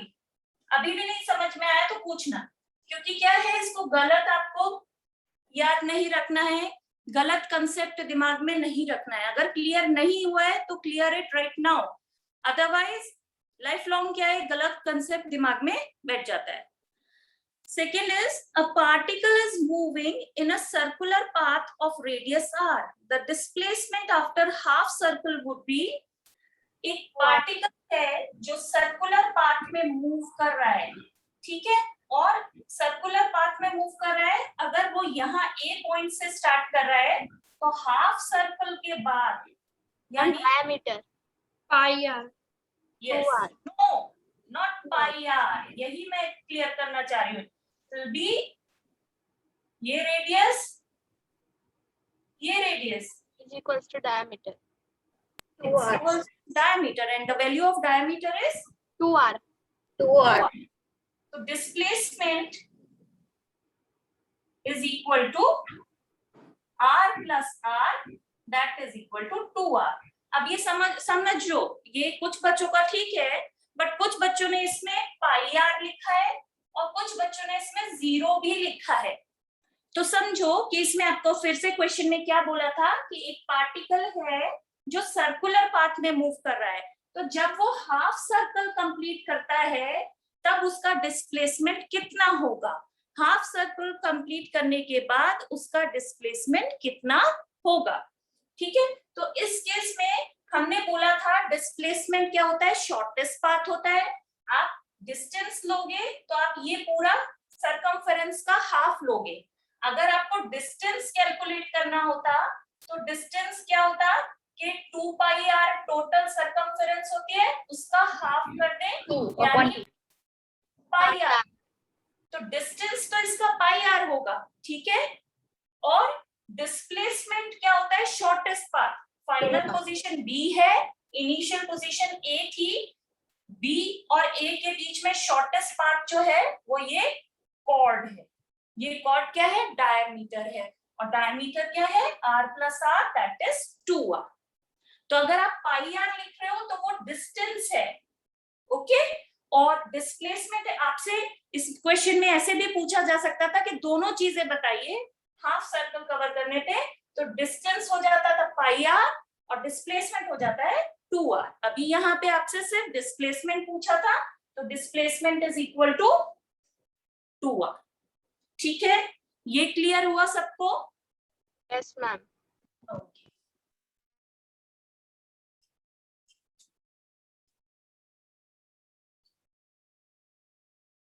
Next question was the rate of change of displacement with time. Rate of change of displacement. Displacement with time. ये क्या होता है? Change of displacement. Velocity. Velocity. But बच्चों ने क्या डिफाइन किया है? Acceleration. Acceleration. Acceleration क्या होता है बेटा? Rate of change of velocity. Velocity का change upon time. यहाँ पे displacement का change upon time क्या होता है? Velocity. और velocity का change upon time क्या होता है? Acceleration. तो जिन्होंने acceleration लिखा है बेटा, that will be wrong. Yes, Deepti? Ma'am by mistake it है। Okay, okay बेटा। Clear ये चीज? Yes. Answer is velocity. Right answer. Displacement का रेट जब हम चेक करते हैं तो उसको हम बोलते हैं velocity. Fourth question, fourth MCQ जो था, a body goes from A to B with 20 metre per second and come back to B to A with a velocity of 30 meter per second. The average velocity of the body during the whole journey is 25 meter per second. इसमें पहले क्या है, A से B जा रही है, तब velocity है 20 मीटर पर सेकेंड। B से जब A आ रही है बॉडी, तो क्या है, उसकी वेलोसिटी है 30 मीटर पर सेकेंड। ठीक है, आपको क्या पूछा था, आपको पूछा था एवरेज वेलोसिटी। तो एवरेज वेलोसिटी क्या होती है, final velocity plus initial velocity upon 2। यही पढ़ा था आपने? ठीक है, ये पढ़ा था? Yes ma'am. अब यहाँ पे फाइनल वेलोसिटी देखो, अगर आप वेलोसिटी का डायरेक्शन, वेलोसिटी में हम डायरेक्शन भी देखते हैं, अगर आप वेलोसिटी का डायरेक्शन इधर देखो तो इस वाले डायरेक्शन को हम पॉजिटिव लेंगे और इस वाले डायरेक्शन को हम क्या लेंगे, नेगेटिव लेंगे, क्योंकि ये ऑपोजिट डायरेक्शन में है। तो अगर आपने 20 को प्लस में लिया है तो 30 आपका क्या होगा, माइनस में होगा। और अगर आपने 30 को इस डायरेक्शन में वेलोसिटी को पॉजिटिव लिया है तो ये वाले डायरेक्शन में जो वेलोसिटी है उसको आप माइनस में लोगे। ठीक है, आप किसी एक को पॉजिटिव और किसी एक को नेगेटिव लोगे। ठीक है, ये चीज समझ में आती है? अगर आप ए से बी जाने में 20 को प्लस में ले रहे हो तो उल्टा आने में जो ये वेलोसिटी है उस इसमें लोगे, माइनस में लोगे। ठीक है, तो आपका क्या होगा, फाइनल वेलोसिटी माइनस 30 और प्लस, ये तो प्लस में है तो 20 अपॉन 2। ठीक है, यस। बट इसमें क्या आएगा, ये आएगा -10 अपॉन 2 -5। तो आंसर क्या होगा, इसमें आपको ऑप्शंस थे 0, 25 metre per second, 24 metre per second, none of these. None of zero, no. But इसमें आंसर None of 0, this. इसमें आंसर 0 क्यों होगा? कि वो वापस क्या हुआ है, अपनी इनिशियल पोजीशन पे आ गया है। तो डिस्प्लेसमेंट कितना है? Ma'am, 0 and 0 upon 2 is 0. Yes, displacement इसमें ये फॉर्मूला इसलिए अप्लाई नहीं होगा क्योंकि इसमें डिस्प्लेसमेंट कितना हो गया। आप वेलोसिटी जब कैलकुलेट करते हो तो वेलोसिटी क्या होता है? डिस्प्लेसमेंट अपॉन टाइम होता है। Yes, ma'am. एक फॉर्मूला ये भी होता है आपके पास, ठीक है। टाइम आपके पास नहीं है बट आप डिस्प्लेसमेंट देखो तो वो ए से बी पर गया और वापस बी से ए पर आया, तो डिस्प्लेसमेंट कितना हो गया? 0। तो 0 upon T is equal to 0। तो इसमें आंसर ए होता। Okay, Yes, ma'am.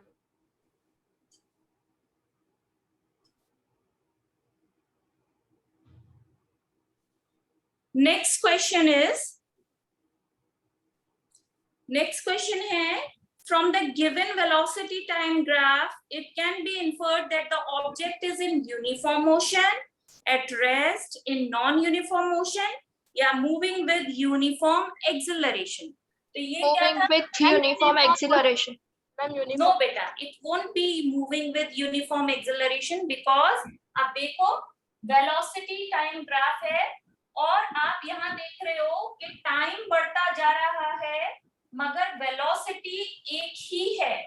इस टाइम पर भी यही वेलोसिटी थी, इस टाइम पर भी इतनी ही वेलोसिटी है। नेक्स्ट अगर आप यहाँ पे 1 सेकेंड लेते हो, 2 सेकेंड्स लेते हो, 3 सेकेंड्स, 4 सेकेंड्स लेते हो, हर बार में अगर ये 10 मीटर पर सेकेंड थी तो ये 10 मीटर पर सेकेंड ही आ रही है। Ma'am, acceleration में क्या है कि जिस वेलोसिटी से बॉडी स्टार्ट करी थी उसी वेलोसिटी से लगातार वो चल रही है, यानी वो equal distance equal interval of time में कवर कर रही है। ठीक है, जब हम इक्वल डिस्टेंस इक्वल इंटरवल में ऑफ टाइम में कवर करते हैं तो हमारी वेलोसिटी मेंटेन रहती है, एक ही रहती है। ठीक है, और ऐसी मोशन को हम क्या बोलते हैं? यूनिफॉर्म मोशन बोलते हैं। ठीक है, बट जिन बच्चों ने लिखा है मूविंग विद यूनिफॉर्म एक्सेलरेशन, तो बेटा वो क्यों नहीं होगा, उस कंसेप्ट को समझो। मूविंग विद यूनिफॉर्म एक्सेलरेशन इसलिए नहीं होगा क्योंकि आप v minus u करेंगे तो 0 आ जाएगा। नहीं, acceleration is change in velocity upon time, but आप टाइम के साथ देखो क्या वेलोसिटी में चेंज हो रहा है? वेलोसिटी में चेंज कुछ भी नहीं हो रहा है। अगर वेलोसिटी में चेंज नहीं हो रहा है तो इसमें कोई भी एक्सेलरेशन नहीं हो रहा है, तो ऐसा मोशन एक्सेलरेटेड मोशन तो होगा ही नहीं, तो मूविंग विद यूनिफॉर्म एक्सेलरेशन नहीं होगा ये इसका आंसर। ठीक है, इसका आंसर होगा मूविंग विद यूनिफॉर्म मोशन। ठीक है, आंसर नंबर ए। ठीक है, ये चीज सबको क्लियर है बेटा? सब लोग पूछते चलो, अगर किसी को ये नहीं भी समझ में आया तो फिर से पूछो, क्योंकि इस ग्राफ बेस्ड एमसीक्यूज और अभी आपने जो न्यू एजुकेशन पॉलिसी वगैरह जो बन रही है उसमें आपने न्यूज सुनी होगी, तो ध्यान देना। उसमें बोला है कि आपके अब एग्जामिनेशंस 2 बार होंगे, एक बार नवंबर दिसंबर में और एक बार आपका मार्च अप्रैल के अराउंड होंगे। तो जो नवंबर दिसंबर वाले जो एग्जाम्स होने वाले हैं ना जो आपके स्कूल्स में, उनमें एमसीक्यूज ही ज्यादा है और एमसीक्यूज में इस तरह के क्वेश्चंस पूछे जा सकते हैं ग्राफ बेस्ड, तो आपको ग्राफ को इंटरप्रेट करना आना चाहिए। ठीक है, किस तरीके से ग्राफ से समझ के आप वो इस साल के लिए या फिर पूरे लाइफ टाइम के लिए? बेटा अभी तो रूल्स आ गए हैं तो मे बी शायद इसी साल से एप्लीकेबल हो जाए, क्योंकि अभी सेशन स्टार्ट ही हुए हैं, है ना? नहीं मैम, वो बात बराबर है, पर लाइफ टाइम के लिए वो पॉलिसी, हाँ वो हर साल एप्लीकेबल होगा फिर बेटा। ठीक है, हर साल के लिए रहेगा। नेक्स्ट है हमारे, जब ये एमसीक्यूज के बाद थे very short answer type questions, जो कि 1 मार्क के अकॉर्डिंग आपको आंसर करना था। इसमें ट्रू और फॉल्स थे बेटा। तो फर्स्ट ट्रू और फॉल्स में फर्स्ट सेंटेंस जो था that was velocity and speed are measured in different units. Velocity और स्पीड की यूनिट्स अलग अलग होती हैं, हम उनको अलग अलग यूनिट्स में मेजर करते हैं। तो इज इट सो? आप अगर मीटर पर सेकंड ही होता है। No, ma'am. Both have same units. Both are same, but फिर भी बच्चों ने फॉल्स लिखा है, उन्होंने ध्यान से क्वेश्चन पढ़ा ही नहीं। वेलोसिटी और दूसरा था आपका स्पीड। जब आप स्पीड कैलकुलेट करते हो तब भी उसकी वैल्यू मीटर पर सेकेंड या किलोमीटर पर आवर में ही लिखते हो, और जब आप वेलोसिटी कैलकुलेट करते हो तब भी उसकी यूनिट मीटर पर सेकेंड या किलोमीटर पर आवर ही होती है। तो जब दोनों की यूनिट सेम होती हैं तो इसका आंसर क्या होना चाहिए था? फॉल्स होना चाहिए था, कि डिफरेंट यूनिट्स नहीं होती, दोनों की यूनिट्स कैलकुलेशन के समय में सेम ही होती हैं। बस वेलोसिटी हमें डायरेक्शन के बारे में भी बताती है, मगर स्पीड हमें डायरेक्शन के बारे में नहीं बताती। यूनिट दोनों की सेम होती है। Fine. Next, true false was acceleration is defined as the rate of change of velocity. ये चीज तो ठीक थी। Acceleration is defined as rate of change of velocity, यानी change in velocity upon time taken is क्या होता है? Acceleration. Acceleration इसी को तो बोलते हैं रेट मतलब टाइम के रिस्पेक्ट में, चेंज इन वेलोसिटी टाइम के रिस्पेक्ट में जब आप निकालते हो तो वो क्या कहलाता है? Acceleration. So this was true, ये डेफिनेशन ठीक थी कि एक्सेलरेशन को आप बोलते हो rate of change of velocity. तो सेकंड ऑप्शन वाज ट्रू। ठीक है। Next word fill in the blanks. ये तो मोस्टली बच्चों ने प्रॉपर अटेम्प्ट किए थे, सिर्फ एक में आप गड़बड़ कर दे रहे थे। A body is said to be in motion if it changes its position with respect to the surroundings. तो फर्स्ट वाले का आंसर था मोशन। कि बॉडी को हम मोशन में तब कहते हैं जब बॉडी सराउंडिंग्स के रिस्पेक्ट में अपनी पोजीशन चेंज कर रही है। ट्री है, कोई हाउस है, ठीक है, आप मूव कर रहे हो, आप अपनी पोजीशन कभी यहां से यहां आ रहे हो तो यहां आगे आपके, तो आप क्या है अपनी पोजीशन सराउंडिंग्स के रिस्पेक्ट में जब चेंज कर रहे हो। यस बेटा। मैम, अब प्राप्ति मैम ने होमवर्क दिया तो मैंने गलती से स्पाइरल बुक में लिख दिया, तो चलेगा? कोई प्रॉब्लम नहीं है बेटा, कोई प्रॉब्लम नहीं है, आपके पास बस प्रॉपर रिकॉर्ड होना चाहिए। ओके मैम, आज दिखाना है ना, इसलिए मैंने पूछा। हाँ, नहीं आज तो आपकी क्लास अभी नहीं होगी ना मैम 1:30 to 7:30 को उनके बीच में दिखाना है। अच्छा, कोई बात नहीं, ठीक है, तो कोई प्रॉब्लम नहीं है, आप उनसे क्लियर कर लेना एक बार, अगर उनको कुछ प्रॉब्लम होगी तो आप बोल देना ना उनको। ओके। हाँ, तो ये क्या है हमारा, जो ऑब्जेक्ट की लोकेशन है वो सराउंडिंग्स के रिस्पेक्ट में जब चेंज हो रही होती है तो हम क्या कहते हैं, वो बॉडी किस में है? Motion. Fine. Second is the reference point from which the distance of a body is measured is called origin. ये तो सभी ने सही आंसर किया था कि रेफरेंस पॉइंट जो होता है जहां से बॉडी मोशन स्टार्ट करती है उस पॉइंट को हम क्या बोलते हैं? ओरिजिन बोलते हैं। ठीक है। Third is displacement is the dash between two points. Displacement को क्या बोलते हैं? Shortest distance. शॉर्टेस्ट पाथ, जो shortest path between two points होता है उसी को हम क्या बोलते हैं? डिस्प्लेसमेंट बोलते हैं। तो ये भी सबका मोस्टली सही था। ठीक है। Speed is the ratio of dash upon time taken. Distance upon time. Distance. हाँ, तो यहाँ पर क्या आंसर आना था? डिस्टेंस। ये कुछ बच्चों ने रॉन्ग किया था, but correct answer is speed क्या होती है? Speed is equal to distance travelled to the time taken. Distance upon time is speed. तो यहाँ पे डिस्टेंस आना था। ये हाफ मार्क्स के थे, तो मोस्टली बच्चों को 2 या 1.5 आप लोगों ने इसमें स्कोर किया है, ये तो ठीक था, ये कंसेप्ट सभी का क्लियर था। ठीक है। अब आपसे क्वेश्चन नंबर 8 भी मोस्टली बच्चों ने सही किया है, इसमें भी मुझे कोई प्रॉब्लम नहीं हुई। थोड़ा सा लैंग्वेज की प्रॉब्लम है, आप अपने आप को एक्सप्रेस नहीं कर पा रहे हो। आप जानते हो क्वेश्चन नंबर 8 क्या था? Give an example of motion in which the distance is covered but there is no displacement, कि कुछ डिस्प्लेसमेंट, डिस्टेंस तो हो रहा है मगर डिस्प्लेसमेंट कुछ भी नहीं हो रहा है। तो ये चीज हमने डिस्कस भी करी थी। अगर जैसे हमने पहले केस में भी, फर्स्ट केस में भी डिस्कस किया कि अगर बॉडी क्या करती है, ए से बी पर जाती है और वापस बी से ए पर आ जाती है, तो अगर मान लीजिए ये डिस्टेंस x है, तो a से b जाने में प्लस b से a आने में टोटल डिस्टेंस जो हो जाएगा वो उसका हो जाएगा 2x बराबर उसका डिस्टेंस हो जाएगा, ठीक है। बट अगर इस केस में हम डिस्प्लेसमेंट देखें तो AB फाइनल पोजीशन क्या है उसकी, A है, और इनिशियल पोजीशन भी क्या थी, A थी। फाइनल माइनस इनिशियल यानी ये 0 हो जाएगा, डिस्प्लेसमेंट इस केस में 0 हो जाएगा। कुछ बच्चों ने बहुत अच्छे एग्जाम्पल से एक्सप्लेन किया है, वो अच्छा था।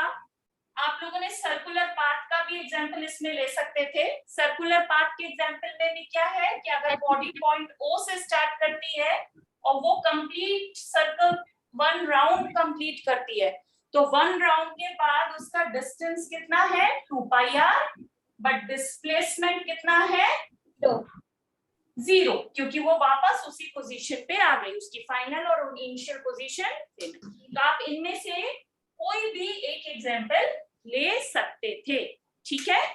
Yes sir. ये वाला प्लीज सबने सही किया है। मैम यस बेटा। मैम मैंने सर्कुलर पाथ का एग्जांपल दिया था, फिर भी मुझे 1 मार्क ही मिला। कुछ आपके एक्सप्लेनेशन में प्रॉब्लम हुई होगी। मैम मैंने ये लिखा था, an athlete runs around a circular garden of measure 10 meter and reaches at origin by covering 1 whole round. So here distance is 10 meter but displacement is 0. But displacement is 2. क्या था आपने? Athletes complete क्या बोलो फिर से? Circular garden path. हाँ तो बेटा I think it is 1 mark answer only ना, तो आपको 1 mark ही मिलेगा। Very short answer में है ना? Yes ma'am, I think so. Okay ma'am. Okay. It is 2. हाँ हाँ, तो ये 1 मार्क का है तो आपको 1 मिला होगा इसमें, ठीक है, क्लियर है। Next is short answer type questions 2 marks में जो थे। हाँ, अब ये चीज को, जो ये पहला क्वेश्चन है, can the speed of the particle be negative, can the velocity of the particle be negative, give reasons in support of your answer. तो पता है मुझे ना, बच्चों ने सबने क्या लिख दिया, किसी ने तो ये लिख दिया कि yes speed can also be negative.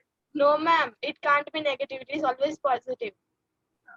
और कुछ ने प्रॉपर लिखा कि स्पीड नेगेटिव नहीं होगी और वेलोसिटी नेगेटिव हो सकती है, बट ये नहीं पढ़ा। मैंने सिर्फ इतना नहीं पूछा था बेटा, मैंने आपसे ये भी बोला था give reasons in support of your answer, कि अगर आप ऐसा कह रहे हो कि स्पीड नेगेटिव नहीं होती है तो आपको बताना पड़ेगा कि स्पीड नेगेटिव क्यों नहीं होती है, और वेलोसिटी नेगेटिव होती है तो वेलोसिटी नेगेटिव क्यों होती है ये भी आपको बताना था। तो उसके लिए 2 रीजन थे, एक तो डिस्टेंस और डिस्प्लेसमेंट, और एक स्केलर और वेक्टर क्वांटिटी। हाँ, स्केलर और वेक्टर तभी आ जाता है जब हम डिस्टेंस डिस्प्लेसमेंट वैसे भी बोले तब भी चलेगा, आप एक भी दोगे तो भी चलेगा। उसमें आप क्या बोलोगे ओवरऑल, कि जब हम स्पीड कैलकुलेट करते हैं तो हम लिखते हैं डिस्टेंस अपॉन टाइम। दोनों ही क्वांटिटीज स्केलर क्वांटिटीज हैं। डिस्टेंस की भी कोई भी क्या होता है, डिस्टेंस में भी हम हमेशा मैग्नीट्यूड ही देखते हैं, हम कभी भी डायरेक्शन नहीं देखते, तो ये वैल्यू हमेशा पॉजिटिव रहती है। और टाइम भी एक स्केलर क्वांटिटी है, इसमें भी कोई डायरेक्शन नहीं होता है, इसमें भी वैल्यू हमेशा पॉजिटिव होती है। तो क्योंकि दोनों की वैल्यूज पॉजिटिव होती है तो स्पीड भी क्या होगी, हमेशा पॉजिटिव ही होगी। The proper way of explaining it was कि speed is calculated as distance upon time, and we know both distance and time are scalar quantities, so the ratio of both the scalar quantities will also be a scalar quantity which will not have direction in it and will always give a positive value. Okay, velocity के case में आप बोलते हो velocity is equal to displacement upon time. और तब आप बोलोगे कि since displacement is a not a scalar quantity, it is a vector quantity, so it can be positive as well as negative, because while calculating displacement we also check the direction, so it is a vector quantity. Though time is not a vector quantity, but displacement is a vector quantity, so their ratio will also be a vector quantity. Or yes beta. Ma'am, can you write the statement on the board? Okay. आप क्या करोगे इसके लिए? Speed के लिए आप लिखोगे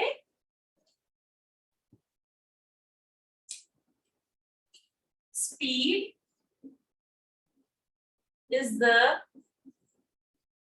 ratio of distance over time, and we know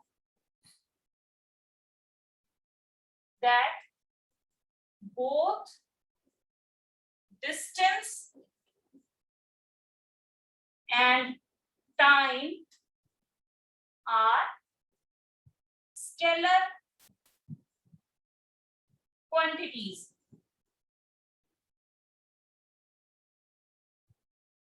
And thus their values will always be positive. Therefore,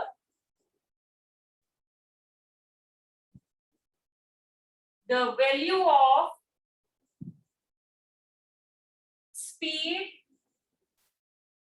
will also be always positive. Fine. आप इस तरह से बोलोगे speed is the ratio of distance over time, and we know that both distance and time are scalar quantities, and thus their values will always be positive. Therefore, the value of speed will also be positive. Okay? Okay, ma'am. ये Thank you. Okay. Yes, ma'am. अब इसके तरह से ही आप velocity के लिए तो लिख सकते हो कि वेलोसिटी में डिस्प्लेसमेंट, हाँ उसमें क्या होता है कि वैसे लिख देना velocity is the ratio of displacement over time, and we know displacement is a vector quantity, though time is not a vector quantity, it is a scalar quantity, but displacement is a vector quantity. Therefore, their ratio will give the value which will be a vector quantity. ठीक है, या velocity will be a vector quantity.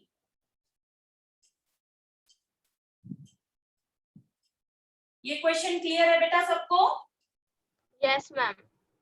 जिसको भी doubt हो बेटा, अभी भी doubt हो, आपको लग रहा हो कि मैं ही नहीं समझ पा रहा हूँ, बाकी सबके समझ में आ गया, तो प्लीज फिर से पूछ लो. आई रिक्वेस्ट इसको कंसेप्ट्स को यहीं पे क्लियर कर लीजिए, आगे के लिए मत रखिए.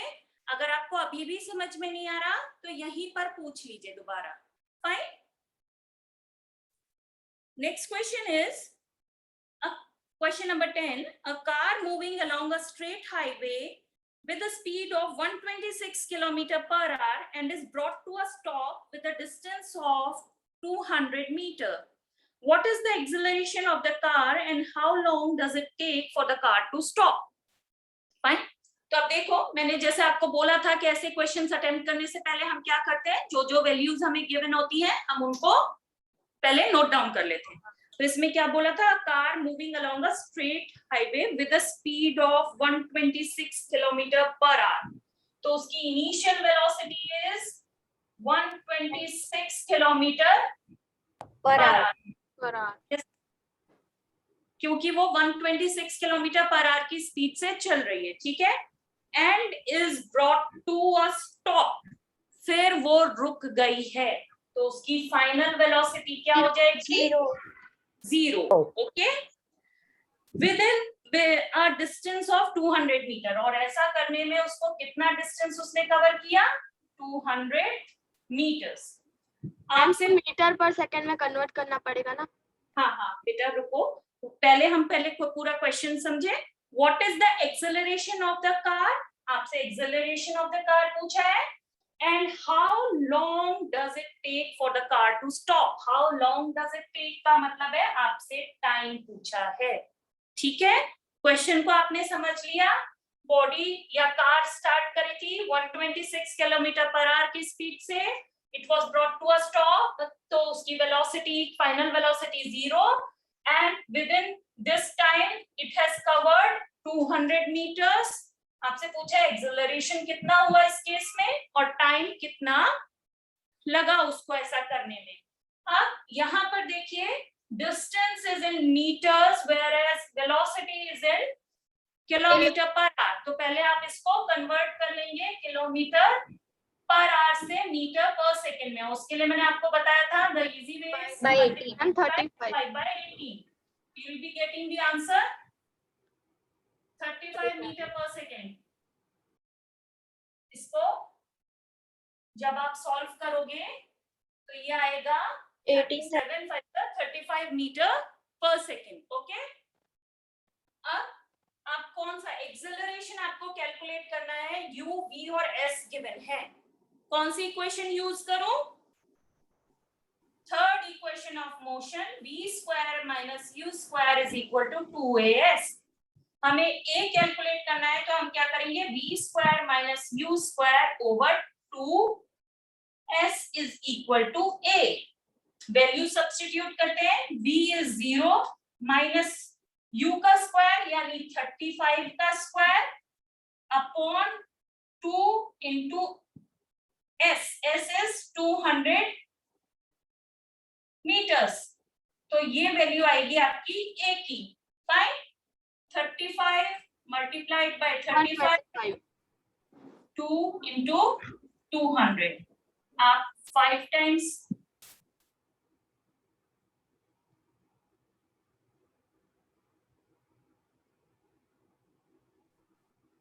कितना आया आपका? ये 49 over 16। जब आप सॉल्व करोगे तो ये 3 पॉइंट समथिंग कुछ आ रहा था वैल्यू 3.06।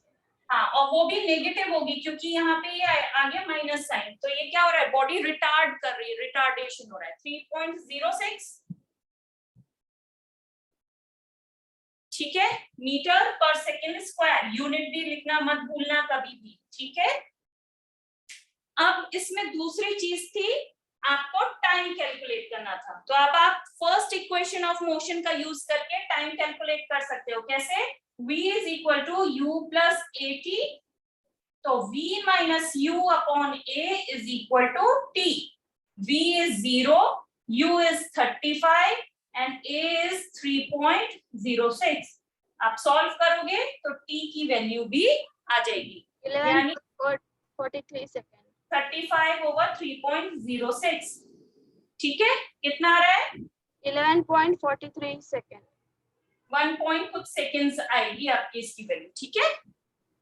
फाइन, ये क्लियर है सबको? Yes ma'am.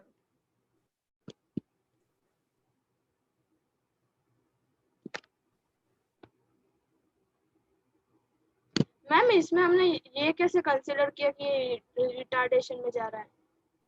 इसमें रिटार्डेशन हो रहा है, ये आपको पहले तो क्वेश्चन से पता चल जा रहा है, क्योंकि उसकी इनिशियल वेलोसिटी थी और बाद में फाइनल वेलोसिटी क्या हो गई? 0 हो गई। तो फाइनल वेलोसिटी कम हुई है, पहले वो ज्यादा वेलोसिटी से चल रहा था 35 मीटर। और दूसरी चीज आपको कैसे पता चल जा रही है?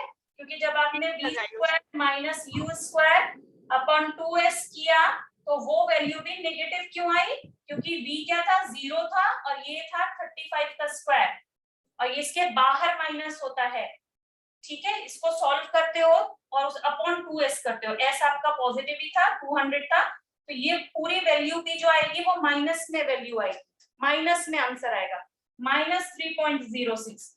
तो माइनस वैल्यू अगर एक्सेलरेशन की आती है तो इसका मतलब वहां पर क्या हो रहा है? रिटार्डेशन हो रहा है। अगर एक्सेलरेशन की वैल्यू माइनस में आती है तो वहां पर रिटार्डेशन हो रहा है, ठीक है।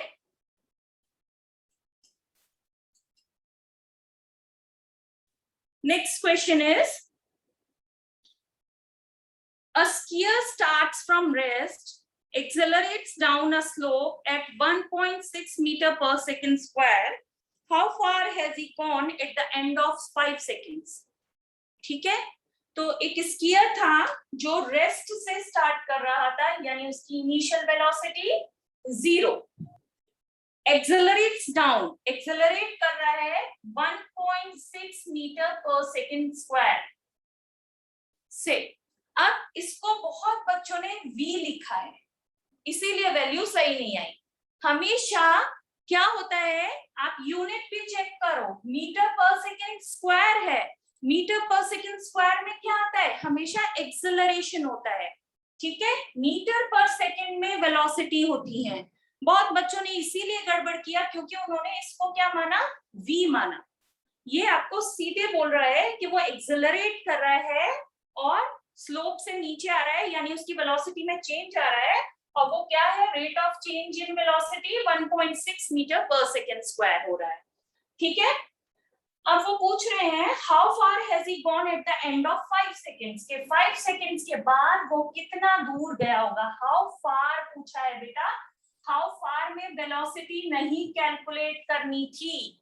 बहुत बच्चों ने इसमें वेलोसिटी कैलकुलेट करी है। How far has it gone, तो हैज ही गॉन, तो उसमें क्या है, आपको पूछा है कि कितना दूर वो गया है। दूर कर जाने का मतलब आपको क्या कैलकुलेट करना है, आपको डिस्टेंस कैलकुलेट करना था इस केस में, ठीक है। तो डिस्टेंस के लिए इसमें कौन सी इक्वेशन यूज करूं, h is equal to ut plus half at ut plus half at square. Yes, second equation s calculate करना है, u into t plus half into a into t square. Units इसमें सब सही है, हमें कुछ change नहीं करना है। 0 into 5 plus half into 1.6 into 5 का स्क्वायर, ठीक है। तो 0 into 5 is 0, इसको कट करोगे तो 0.8, तो प्लस हो जाएगा 0.8 into 5 का स्क्वायर इज 25। जब आप सॉल्व करोगे तो you'll get the answer 20 meters, okay, the answer is 20 meters, fine, ठीक है। ये समझ में आया सबको? yes, okay.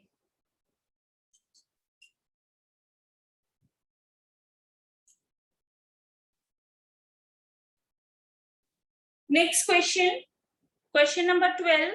ये भी बहुत बच्चों का गलत हुआ है। रेयरली, मतलब आप सारे स्टूडेंट्स में अराउंड 10% बच्चों ने इसको सही किया होगा। A man walks 12 steps in northern direction and then turns left to walk 5 steps, then turns to the initial position by the shortest path. Find the distance traveled or displacement. 12 steps पहले वो northern direction में गया, ठीक है। उसके बाद 5 steps वो eastern में आया, एंड देन यहां से वो फाइनल मतलब इनिशियल पोजीशन पे वापस आ रहा है, मगर उसने पाथ कौन सा यूज किया है, शॉर्टेस्ट पाथ। शॉर्टेस्ट पाथ ये होगा, तो वो यहाँ फाइनली यहीं पर आ गया, यहाँ से स्टार्ट किया था यहीं पर। तो जब हमें डिस्टेंस कैलकुलेट करना है, तो डिस्टेंस कैलकुलेट करने के लिए पहले वो ऊपर गया, तो कितना हुआ 12, ऊपर से वो फिर इधर साइड में आया 5, फिर वो ये डिस्टेंस भी तो बेटा ट्रेवल किया है। ये बहुत कम बच्चों ने कैलकुलेट किया है।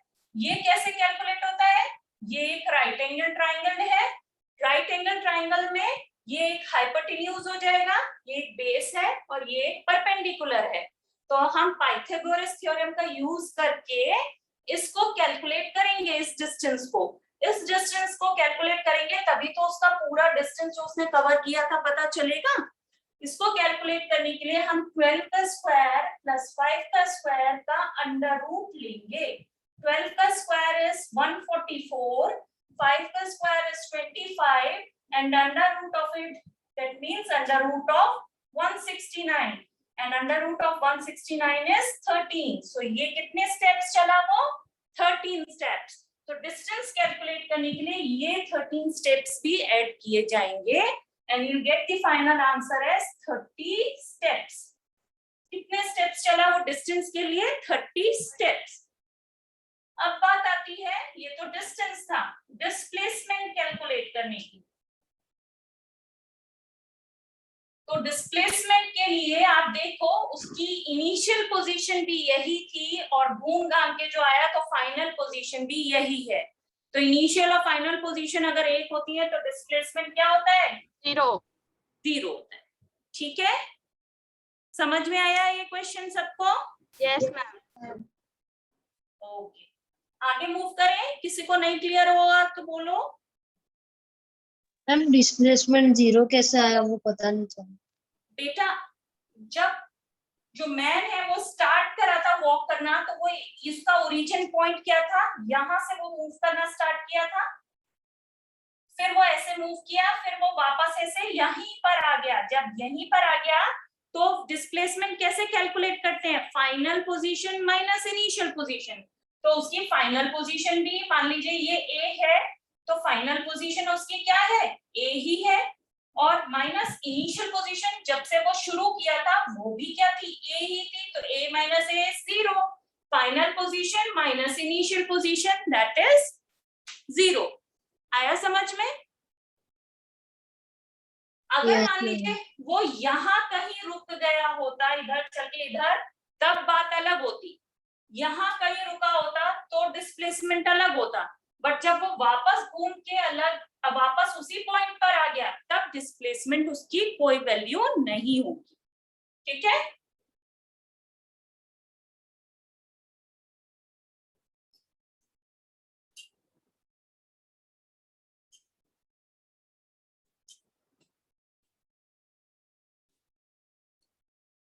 next is a car starts from rest and moves along x-axis with constant acceleration of 5 meter per second square. Car rest से स्टार्ट हो रही है, u is 0, और वो कॉन्स्टेंटली एक्सेलरेट कर रही है, यानी अपनी वेलोसिटी में चेंज ला रही है.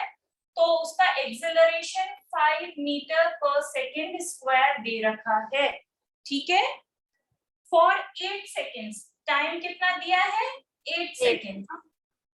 ठीक है, अब ये पूछ रहे हैं if it then continues with constant velocity. जब यहाँ पर 8 सेकेंड्स के बाद वो लगातार एक ही वेलोसिटी से जा रही है, उसकी वेलोसिटी में चेंज नहीं हो रहा है, तो 12 सेकेंड के बाद वो कितना डिस्टेंस कवर की होगी? आफ्टर 12 सेकेंड्स उसका डिस्टेंस क्या होगा? डिस्टेंस पूछा है, तो इसको समझो फिर से. इसमें क्या बोला है? बॉडी का जो है वो रेस्ट से स्टार्ट हुई, एक्सेलरेट कर रही थी 5 मीटर पर सेकेंड स्क्वायर की स्पीड से, एक्सेलरेशन से, और 8 सेकेंड्स तक उसने ऐसा किया. 8 सेकेंड के बाद वो एक्सेलरेशन नहीं कर रही है, वो उसी कांस्टेंट वेलोसिटी से ही जो 8 सेकेंड पर उसकी वेलोसिटी आ गई थी, उसी वेलोसिटी के साथ चालू हो रही है. जैसे आप घर से निकलते हो तो गाड़ी की कुछ स्पीड बढ़ाते जाते हो, मगर एक टाइम के बाद क्या होता है? आप एक ही स्पीड से आगे चल रहे होते हो. तो 12 सेकेंड के बाद वो पूछ रहे हैं कि बॉडी ने कितना डिस्टेंस कवर कर लिया होगा. Fine ma'am. यस बेटा.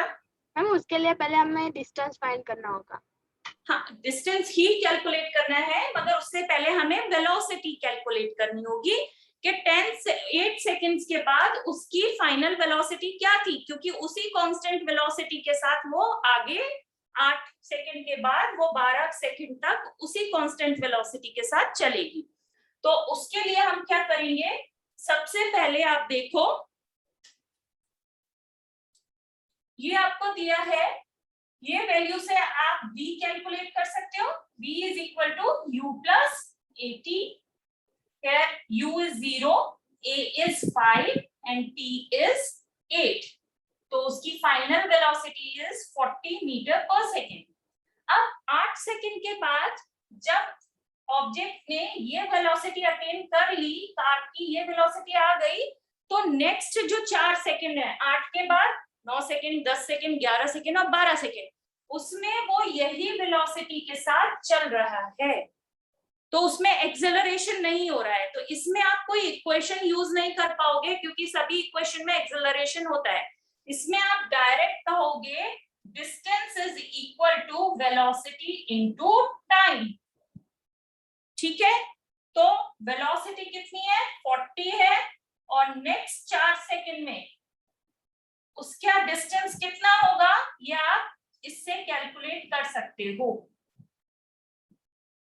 ये आ जाएगा 160 मीटर्स। मगर ये डिस्टेंस कब का होगा, 8 सेकंड से 12 सेकंड के बीच में जो बॉडी या कार जो मूव करी है उसमें इतना किया है उसने।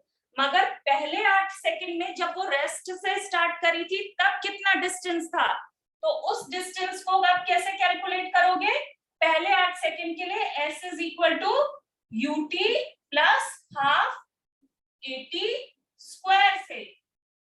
ठीक है, ut प्लस हाफ 80 स्क्वायर में यहाँ पे आप वैल्यू पुट करोगे तो ये पहले 8 सेकंड के लिए आप कर रहे हो डिस्टेंस कैलकुलेट, तो यहाँ पे 8 लिखोगे प्लस हाफ इंटू यहाँ पे एक्सेलरेशन था 5 इंटू टी स्क्वायर यानी 8 का स्क्वायर, तो ये तो वैल्यू 0 हो जाएगी, plus half into 5 into 64, 32 times, ये हो जाएगा आपका 160 मीटर्स। तो पहले 0 सेकंड से 8 सेकंड्स तक उसने कितने किया डिस्टेंस 160 मीटर्स, और फिर 8 सेकंड से 12 सेकंड्स तक उसने 160 मीटर्स किया। तो टोटल डिस्टेंस उसने आपसे पूछा है what distance will the car cover in 12 seconds since it started from the rest से लेके 12 सेकंड तक उसने कितना कवर किया। तो ये तो पहला डिस्टेंस था, ये दूसरा डिस्टेंस था, तो टोटल डिस्टेंस कितना हो जाएगा s1 प्लस s2। s1 भी आपका 160 है और s2 भी कितना है 160 है, तो टोटल डिस्टेंस कितना होगा 320 मीटर्स। गेटिंग इट, समझ में आ रहा है आप लोगों को? फिर से बताऊं? Yes ma'am. निर्मित आप क्या कर रहे हो, क्या लिखने में लगे हो, क्या लिख रहे हो बेटा? कुछ नहीं, बहुत देर से लिख रहे हो। हाँ इसमें देखिए, इसमें मैं फिर से एक्सप्लेन कर रही हूँ कि आपको फर्स्ट 8 सेकेंड्स का डेटा दे रखा था कि इनिशियल वेलोसिटी 0 थी जिससे बॉडी स्टार्ट करी थी, एक्सेलरेट किया उसने 5 मीटर पर सेकेंड स्क्वायर की स्पीड से, सॉरी एक्सेलरेशन उसका, और टाइम क्या है, इतने टाइम में ये एक्सेलरेशन उसने किया है 8 सेकेंड्स में, यानी अपनी वेलोसिटी में जो चेंज किया है उसके लिए उसको 8 सेकेंड्स लगे। तो उससे हमने ये कैलकुलेट कर लिया कि 8 सेकेंड के बाद उसकी वेलोसिटी कितनी रही। 8 सेकेंड्स के बाद उसकी वेलोसिटी हमने फर्स्ट इक्वेशन ऑफ मोशन को यूज करके कैलकुलेट कर ली। पहले 8 सेकेंड्स में यानी 0 सेकेंड से लेके 8 सेकेंड के बीच में उसने कितना डिस्टेंस कवर किया होगा वो हमने यहाँ कैलकुलेट किया है सेकेंड इक्वेशन ऑफ मोशन को यूज करके, s is equal to ut plus half 80 square से। ठीक है, यहाँ पर 8 सेकेंड्स हमने रखा क्योंकि हम पहले 8 सेकेंड्स के लिए कैलकुलेट कर रहे हैं, तो यहाँ डिस्टेंस आया 160 मीटर्स। ठीक है, 8 सेकेंड के बाद हमें क्या क्या पता चल गया कि उसकी वेलोसिटी 40 मीटर पर सेकेंड थी 8 सेकेंड के बाद, और 8 सेकेंड के बाद उसने 160 मीटर्स डिस्टेंस कवर किया था। अब हम इस वेलोसिटी का यूज करेंगे नेक्स्ट 4 सेकेंड 8 से 12 सेकेंड के बीच का डिस्टेंस कैलकुलेट करने के लिए। हम डिस्टेंस जानते हैं वेलोसिटी इनटू टाइम से, क्योंकि हम इसमें कोई इक्वेशन इसलिए यूज नहीं कर सकते थे क्योंकि इस समय पे जो बॉडी थी या कार थी वो कांस्टेंट वेलोसिटी के साथ मूव कर रही है। अगर कांस्टेंट वेलोसिटी के साथ मूव कर रही है इसका मतलब उसमें कोई भी एक्सेलरेशन नहीं हो रहा है, तो ना ही आप first equation of motion use कर पाओगे, ना ही second equation of motion use कर पाओगे, और ना ही इसमें third equation of motion use होगी। ठीक है, डिस्टेंस किससे कैलकुलेट होगा, वेलोसिटी इनटू टाइम से, कि उस समय पे जो वेलोसिटी थी 8 सेकेंड के बाद उसकी जो 12 सेकंड तक मेंटेन रही उसको 10 t टाइम क्या ले लोगे, बाकी आपके बचे थे 4 सेकंड, उसमें आप कैलकुलेट कर लोगे तो 160 मीटर आपका डिस्टेंस आएगा नेक्स्ट 4 सेकंड्स के लिए। अब आप दोनों डिस्टेंसेस को ऐड कर सकते हो। 0 to 8 seconds में उसने 160 मीटर ट्रेवल किया था, and then after from 8 seconds to 12 seconds it had traveled 160 meters. So the net distance it traveled is 160 meters plus 160 meters, that is equal to 320 meters. Is it okay now? Yes, ma'am.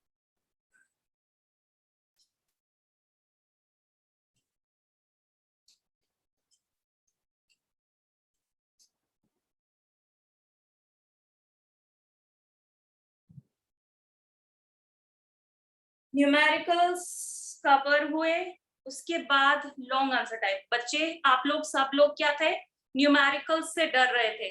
I was expecting कि theory तो आप जैसी मैं expect कर रही हूँ वैसे पूरी लिखोगे ही लिखोगे, क्योंकि थ्योरी जो मैंने दी थी that was given already given in your text books, कुछ भी ऐसी चीज नहीं थी। बट थ्योरी में भी आंसर्स मुझे नहीं मिले। आई वाज वेरी सरप्राइज कि क्वेश्चन नंबर 15 जो लास्ट क्वेश्चन था, nobody has attempted it properly. What was it? What is the velocity time graph? Velocity time graph मैंने आपको डिस्कस किया था, यूनिफॉर्म एक्सेलरेटेड मोशन का ग्राफ डिस्कस किया था। Yes, ma'am.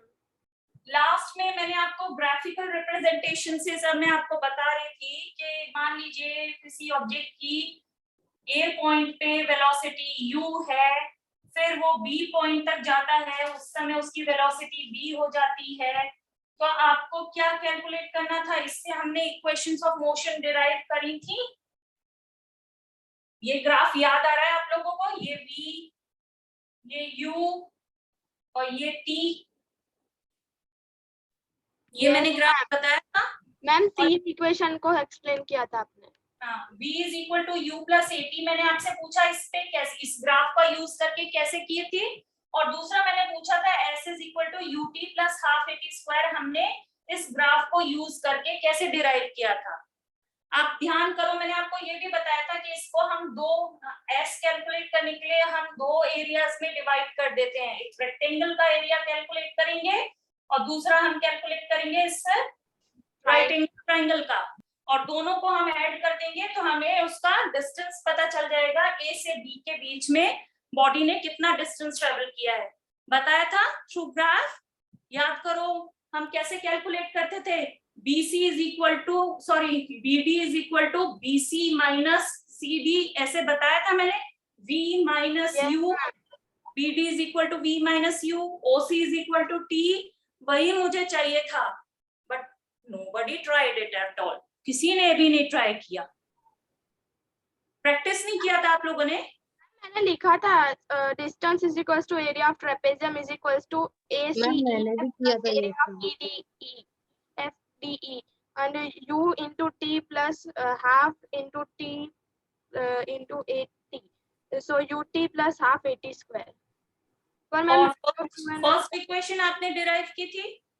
Yes ma'am, first equation में हमने आपको पता इसमें पूरा एक्सप्लेन करना था कि velocity time graph can be shown as such के let O be its origin point, A is the velocity after time t, और V is the velocity t time के बाद इतनी है।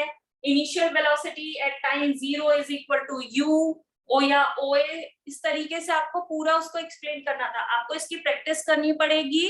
आप अपने टेक्स्ट बुक में जो ग्राफिकल रिप्रेजेंटेशन है यूनिफॉर्म एक्सेलरेटेड मोशन के लिए जो वेलोसिटी टाइम ग्राफ है, उससे इसको सारे बच्चे प्रैक्टिस करो। ये 5 मार्क्स में आपके बन सकता है क्योंकि ये आपके चैप्टर का पार्ट है बेटा। खाली न्यूमेरिकल्स ही सारे बच्चे प्रैक्टिस करते रह गए, थ्योरी पर ध्यान नहीं दिया।